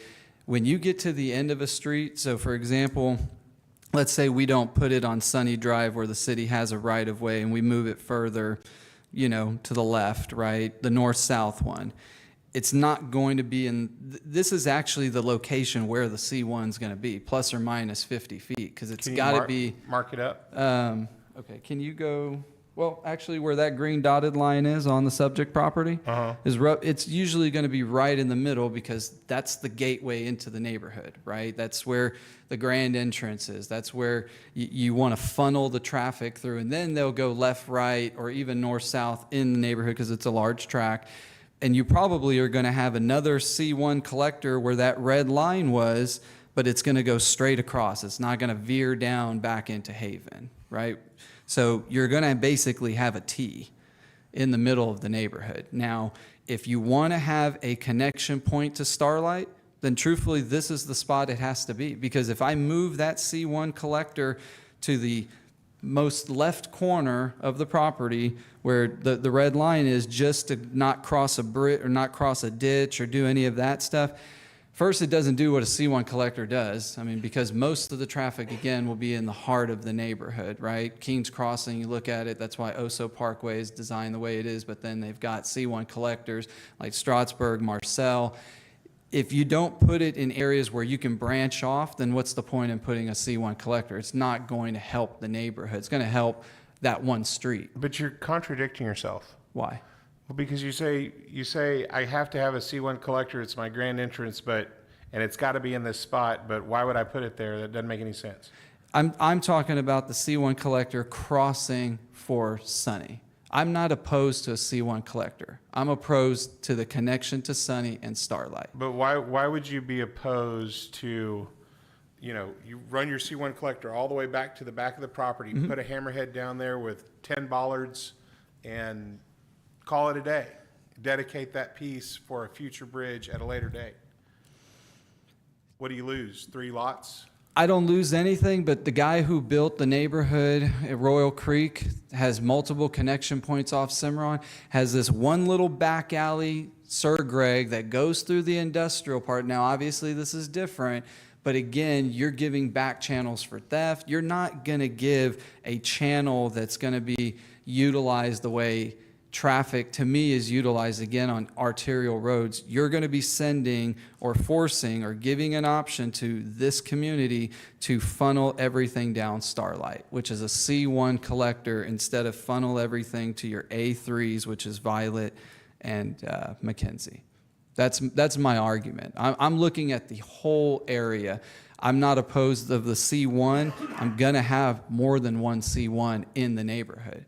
It's just the location to try to cross the bridge and try to then go into Sunny, and then obviously what comes with that. So, I got a quick question on Starlight, sorry. And I don't care who answers, I'm assuming you all both know, staff and Moses, but the portion of Starlight from where the Sunny Drive is shown out to Leopard, is that the portion that's the bar ditch or the portion that's already built out with the Built out. fences? Okay. everything past that point. So you're saying this is going to be an access point quicker to Leopard. In some theory, it could be. If you're in the first portion of the neighborhood along Haven and Warrior, you're probably going to go to Rockwood and go to Mackenzie and cross over to Leopard that way. Because again, you have a light at Starlight, you have a one-lane road. If you put 15, 20 cars that back up on Starlight trying to take a right or go straight or take a left, you can't go straight, you have to take a left or a right, you're going to back up Starlight itself. Whereas when you get to the intersection at Mackenzie, you have a right-hand turn lane, you have a left-hand turn lane, you have two through street. I mean, you're basically going to be pumping homes into the Starlight community, which just doesn't make sense to me. And being on that committee and having to put dollars towards these type of projects also is a part of why I'm here. I don't think the city should spend $5 million in trying to make Sunny a C1 with back-to-back. I think they need to do something with Sunny, but to put a bridge in, and the burden goes already on the city. The city has to pay for half that bridge because they're the landowner on the other side. So you're putting the bridge, you're putting the street, the sidewalk, the curve, the drainage, and you're putting a time frame of that being done. And my committee would then have to look at that and put dollars towards that, where I'd rather put the dollars towards Haven or put them towards Warrior or any of the other streets in that area. But to make a back channel to this neighborhood, again, I don't see anybody coming to this community to buy a home saying, I'm going to drive down Starlight so I can go through the back end into it, rather than actually go through the neighborhood that we're establishing. I don't, as a landowner, I don't want that back end through Sunny to come over a bridge and to be an entrance into my neighborhood. That doesn't make any sense. And as a land developer, I'm required to do one entrance for 38 homes, two entrances for 59 homes, three entrances for 149 homes, and I'm doing 5 entrances. And I want to mention, when I drove down Sunny Drive, I never have driven down there, always Starlight. I was really, I don't want to say the word shocked, but surprised that that road was, well, I think you saw it. It needs work, the asphalt, and those neighbors that are there are so used to being, nobody driving there but them themselves. So you give them access, I don't know how many there are, 7, 8 people that live on that road, and they're used to having their, I guess they're like a half an acre lots or something. Mm-hmm. They're used to having that to themselves, and now we're going to go ahead and have a major driveway for them to be, for other people to be going down their street. I think they're gonna have a problem with that. Y'all just talked about Graham Road the same way. I mean, and that road has a dead end marker on it. Those people probably don't even know to come here and be the 7 people who complain and say, we don't want this. So they don't get a notice for this type of work right here. Again, I'm trying to think holistically for the city. I can put a bridge in any location here, but when you have the exact bridge that this UTP transportation amendment is supposed to give you, but it was done at Warrior because that was what was developed first, that should cover this connectivity as far as fire and safety, medical. You're not going to get to this neighborhood or home faster from the police department or the fire station, from where those locations are, to drive down this particular path into this neighborhood. Maybe the back homes along the ditch might, you could probably say, okay, distance-wise, that might make the most sense. But again, we're going to be putting C1s in here. We do have connectivity points. I mean, we're 4 months behind on this project and want to get it going. At the end of the day, we want to do these parts first. So the next part, you'll have another crack at it when you approve the preliminary plat. And then you'll have more cracks at it at final plats. I got one more for, I guess it's for staff, really just a technical thing, and I'm kind of chuckling because probably in a year when the renovations are done, we'll be able to do this, but hoping we can do it today. Is it possible to pull up Google Earth and pull up Street View? Can we do that in here? 'Cause what I'm looking at is I'm kind of seeing that providing this connection might really just create more problems on Starlight, because if I live in that neighborhood and I have the opportunity to get to Leopard and not drive in front of that school in the morning when everybody's dropping off their kid, I'm going to do it. And so will a lot of other people. But right now they have the opportunity to take Warrior. And I would like to see, if you're using the existing bridge and it looked like you had an opportunity on collector streets to either go from the corner of this property, you cross the bridge, and then you can go out to Starlight, or you can go to McKenzie. Can we look at, I mean, what are those? So, Dan, when you cross that bridge at Warrior and then you come up to this intersection, so right here at Frontier and Rockwood, what does Rockwood and what does Frontier look like? I mean, are those? Rockwood just got redone. It's being done by the city. It's a 40-foot back-to-back street. And that's under construction now? So is Frontier. Frontier's under construction as well? Well, good help Google Earth will be. So this is, That entire neighborhood, sir, is being fixed. I mean, Okay. all the streets they're having some kind of improvement on them. Are they, and maybe staff can answer this, are they just being repaved? Are they being widened? Because they show as being C1 collectors, and that's really what I was wanting to see is, are they built out as it were right away can never be given up and they'll always be a tiny street, or? Well, Frontier, I can answer that one on Frontier. Frontier is being ripped completely to the base. It's being redone completely from the base up, okay? It's getting put, new sidewalks are getting put in. It's not being widened, it's still the same, but traffic flows through there from the backside straight to McKenzie. And so does the, right there where the bridge is, Dan, what's the name of that street? I can't remember the name of that street. this Rockwood, Horseshoe, Warrior. Horseshoe's another one it's a 2-lane street, but traffic flows through there very good to McKenzie. Okay. Especially when there's football games and all that. That place gets packed, okay? But the traffic flows out of there within 10, 15 minutes. It's got good collector streets, you know? Okay.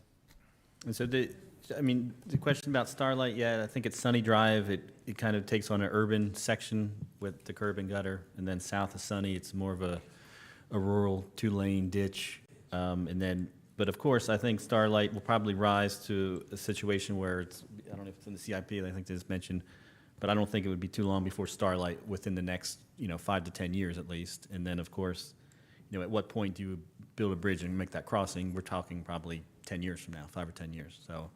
But it still goes back to Violet on that south portion, which is what Haven does directly, goes straight to Violet. And of course, there is other avenue. The city has participated in bridges like this in the south side for the last, since I've been with the city for the last 20 years through participation agreements. And so there could be funding available and it could be included in the CIP. It could be folded into some of this impact fee discussion. So we just, like I said, it's about connectivity and neighborhoods having access to each other. We find that in the south side. We hear it all the time about complaints from neighborhoods, and they're isolated, and the kids from one neighborhood can't even get to his friend that's over there. And so it's a quality of life thing. We're trying to make improvements to the way we design our subdivisions look. We're not necessarily worried, we're thinking about 50 and 80 years. What do these places look like then?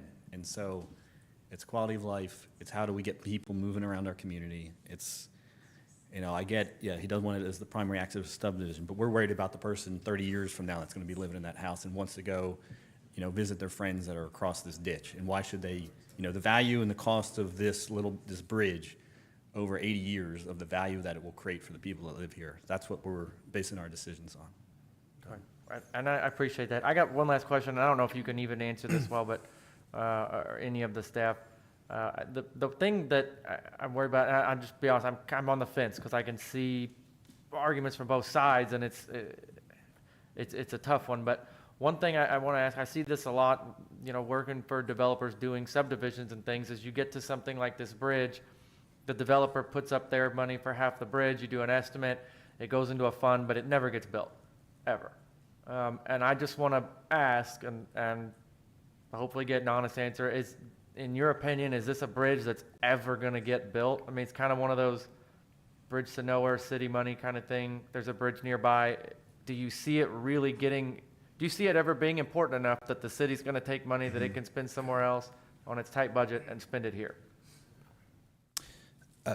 Sorry to put you on the spot for that. No, I do. I mean, you obviously have to get to certain density levels before it kind of rises to priority. We see that across the city. We have needs almost, across the board. Like we just in Flower Bluff, even though streets have been in the city since 1916, a lot of them haven't been touched since then. But I think we just want to preserve the opportunity, and at some point, at least we can make the argument if there's a need, preserving the right of way, preserving that access point. Maybe 20 years, hopefully sooner, but just give us that opportunity to have that connection. Yeah, I guess if I could add one thing. So Starlight is on the bond. It was a bond 2022 project. Mm-hmm.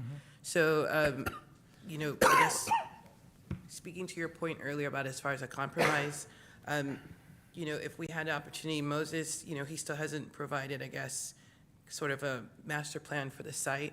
I know he's described a north-south collector, but if we had the opportunity to see what he's proposing and then also looking at possibly the scope for the Starlight project to ensure that there could be connectivity north-south so that we don't design a project and remove any opportunity for that connection, if we could have some time maybe to consider, or if he was open, like you said, to your compromise, at least preserving the right-of-way. Because if we own the property to the north, it would still be the city's responsibility to construct.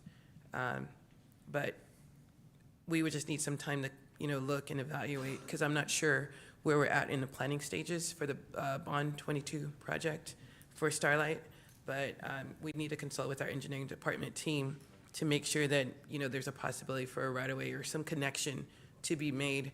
But it's all dependent on also Moses's plan. And I guess the willingness, if he needed to shift the alignment to make that connection happen. If I'm hearing the developer correctly, he wants it in the middle of the property, which would align with Sunny Drive, Good, Sunny. correct? More than likely, I haven't put money into a plan because of past experiences with transportation plans, but yes, I mean, my C1 will be somewhere in that general vicinity. Obviously, if I have to connect to a bridge, it's gonna be straight on. I mean, even though that bridge takes a crazy turn and goes around because of the way the property's shaped, but my part would be straight on. Can we put the map back up with the UTP map? There's a green collector, I guess, on the left-hand side of this property, I think, that kind of crosses to Starlight, where it doesn't go through a neighborhood, it would just go directly to Starlight.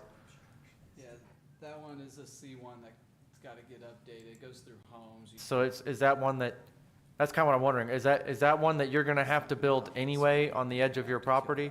Yeah, I'm not sure, because I'd have to go back and look, but like I said, we were working on removal of certain streets, and I can't remember if this is one of the ones that we also removed or recommended for removal. Okay, so there's no other collector that would connect to Starlight there? Correct. It looked like it went all the way through on the other map.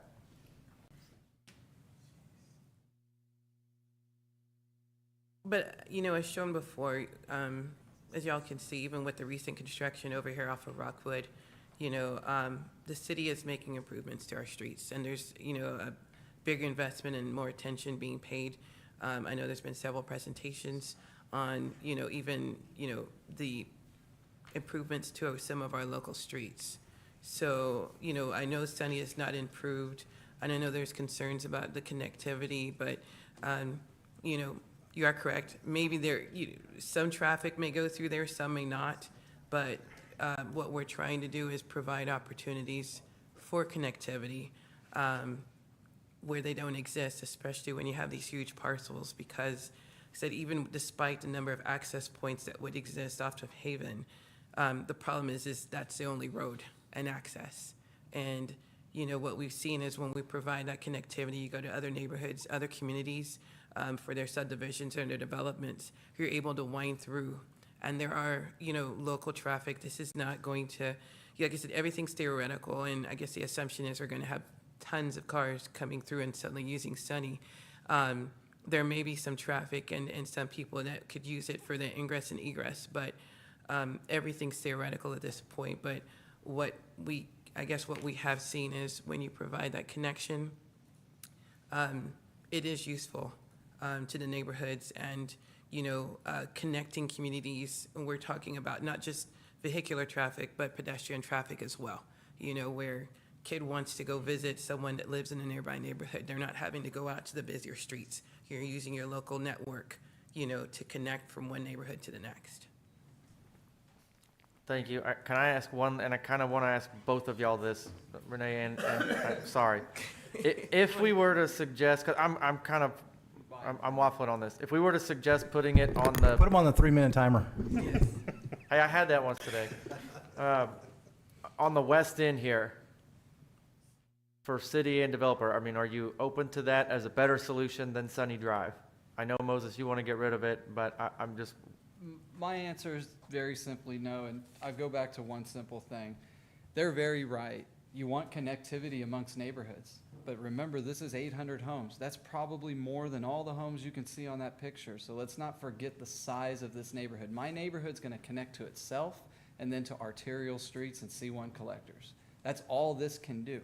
And you're asking to not only connect to Haven Drive, which is a C1, and Warrior Drive, which is a C1, and Rockwood, which is a C1, you want to connect it to Starlight, even though Starlight is a C1 and then goes right back to Violet Road, or an A3.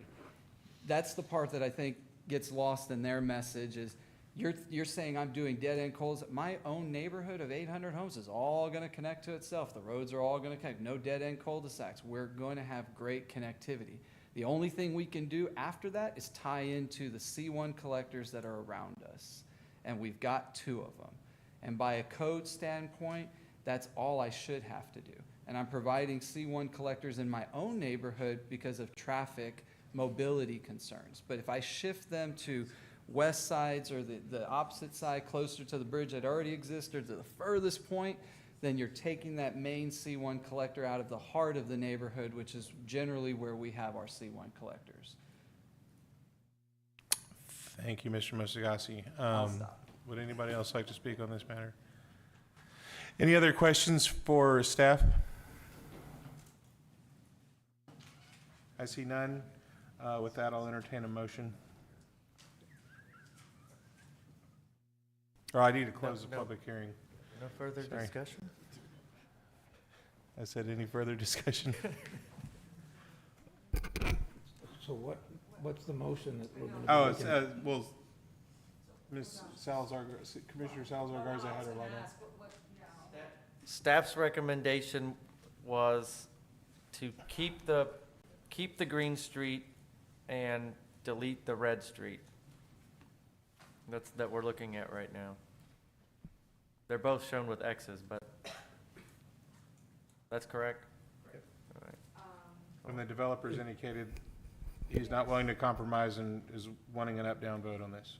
Yeah, I would like an up-down vote, basically, not on the deletion of a C1, if that makes your decision better. Mr. Mosagasi, you need to come to the mic for the minutes. Yeah, we can't hear you We can't hear you. without coming to the mic. Sorry, so my, You know my that. request is that we eliminate the A3, which is what the city is saying, but also eliminate the C1 collector where it would cross over to Sunny Drive through any type of bridge or connectivity.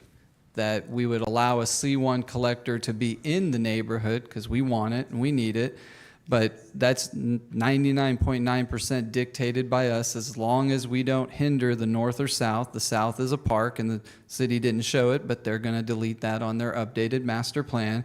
They're not going to put a street there, and I'm asking that the portion of Sunny Drive be closed off. You still need the right-of-way for Sunny Drive to actually make them a real road one day. So you're not like, oh my God, what are we going to do with this right-of-way? That right-of-way exists for a different purpose as well. Okay. I want to make a motion, what he just said. No, I want to make a motion on exactly, I don't have that, where it's a, you, to, What he has to do is required by code anyway, so whatever, you don't necessarily need to even say that he needs to put a collector in, he has to do it for audio trips that we need.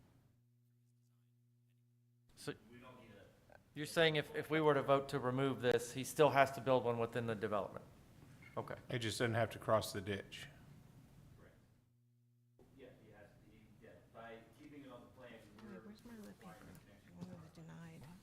He still has to build. Could you turn your mic on? I think it's not on.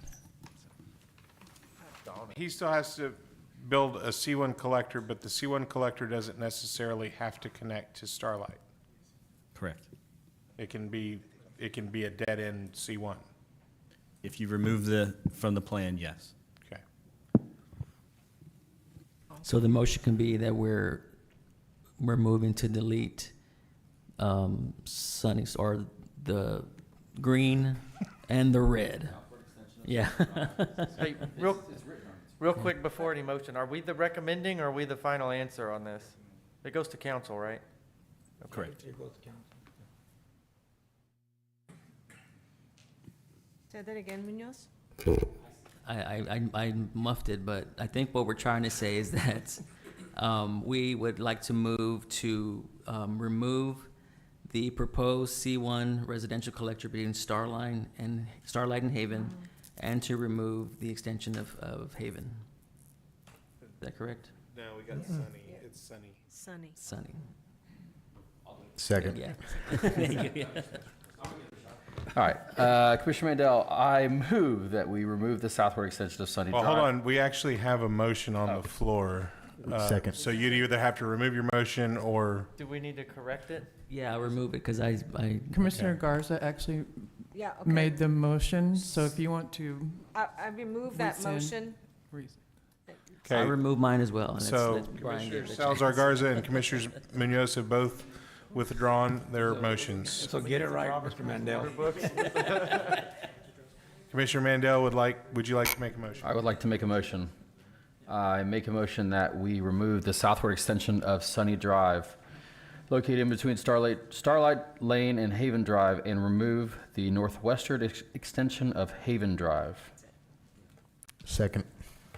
We have a motion and a second. Any other discussion? Who All those in seconded? favor? I'm sorry, who seconded? Matagi. Javid, Commissioner Matagi. All those in favor say aye. Aye. Aye. Any opposed? Opposed. Okay, Yes, you had a second. Who opposed? I was in opposition to that. Correct. Oh, you opposed. Yes. Moving on to, do we have the option to postpone the CIP presentation, or does it have to happen? They can provide you the material, and that way, Yes, I can definitely do that. You go page by page. Okay, moving on to item number 2, proposed 23-24 CIP budget. Good evening, Commissioners. Yes, I can speed it up. I can give you the cliff notes of the CIP. We're coming back anyways in 2 weeks for your recommendation. This was just to deliver the books to you. For the record, Camille Tires, I'm the Capital Improvement Program Manager for the City of Corpus Christi. Give me 1 second. It's being pulled up right now. I'll give you the quick thing. But as I said, we're going to come back on August 9th in 2 weeks for the actual recommendations to City Council per city charter. If you, in between today and the 9th, have any questions, concerns, please reach out to me, the Director of Budget, Eddie Houlihan, the Assistant Director of Budget, Amy Cowley, or to anybody at Development Services that you usually use for your questions, and they'll be more than happy to send those to us, and we'll provide you with any answers. We'll reach out to the departments if it's project specific, and we'll get that information to you so you have that information before the August 9th meeting. As I said, you received a 408-page proposed capital book for fiscal year 24, and I'll basically go over 2 slides just to give you a general sense what's in here. So the proposed budget for fiscal year 24, we're looking at $702.9 million. The biggest focus area, of course, is utilities, as they are every year. Water and wastewater basically compose of 50% or $350 million of the CIP. Streets is the second largest, then project being with 87. You have Parks and Rec with 71, Stormwater with 65, Public Health and Safety, which is your police and fire projects, and solid waste with 61 million. Public facilities, which are the city halls, the libraries, the animal care facilities, is 36.1 million. Gas, 20.1, and airport with 14 million. And then to give you a sense of where the money is coming from, as I said, the primary focus is utilities, so over 50% is coming from revenue bonds. You have fund reserves, which is your operating cash that comes in, certificate of obligation, general obligation bonds, type A, sales tax plan, grants, American Rescue Plan, state loans, which is the the Texas Water Board loans, and then the tax increment financing district. That's basically the gist of what's in this book. This program is divided into 9 programs, so just like you saw on the prior one, water, wastewater, and so on. If you have any questions, reach out to us. We'll be back in 2 weeks on August 9th, and we'll answer in between any questions you have, and we'll be back. That's basically the cliff notes of what's in the budget. Just one question. Yes, sir. Let him go first. What portion of the CIP is funding improvements at the American Bank Center?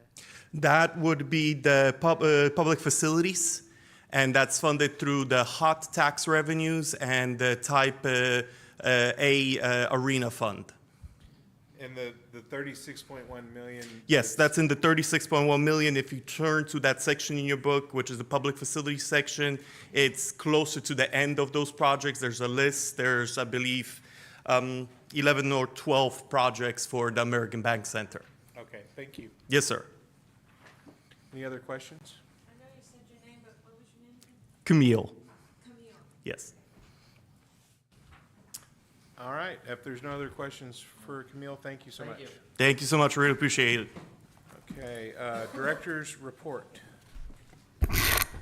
Real quick, I just want to make this point, not sour grapes, but I want to make sure you understand. You just hammered me because we did not comply with the area development plan, yet this developer got up and you actually changed the urban transportation plan. And I said in my preference, we change plans every day.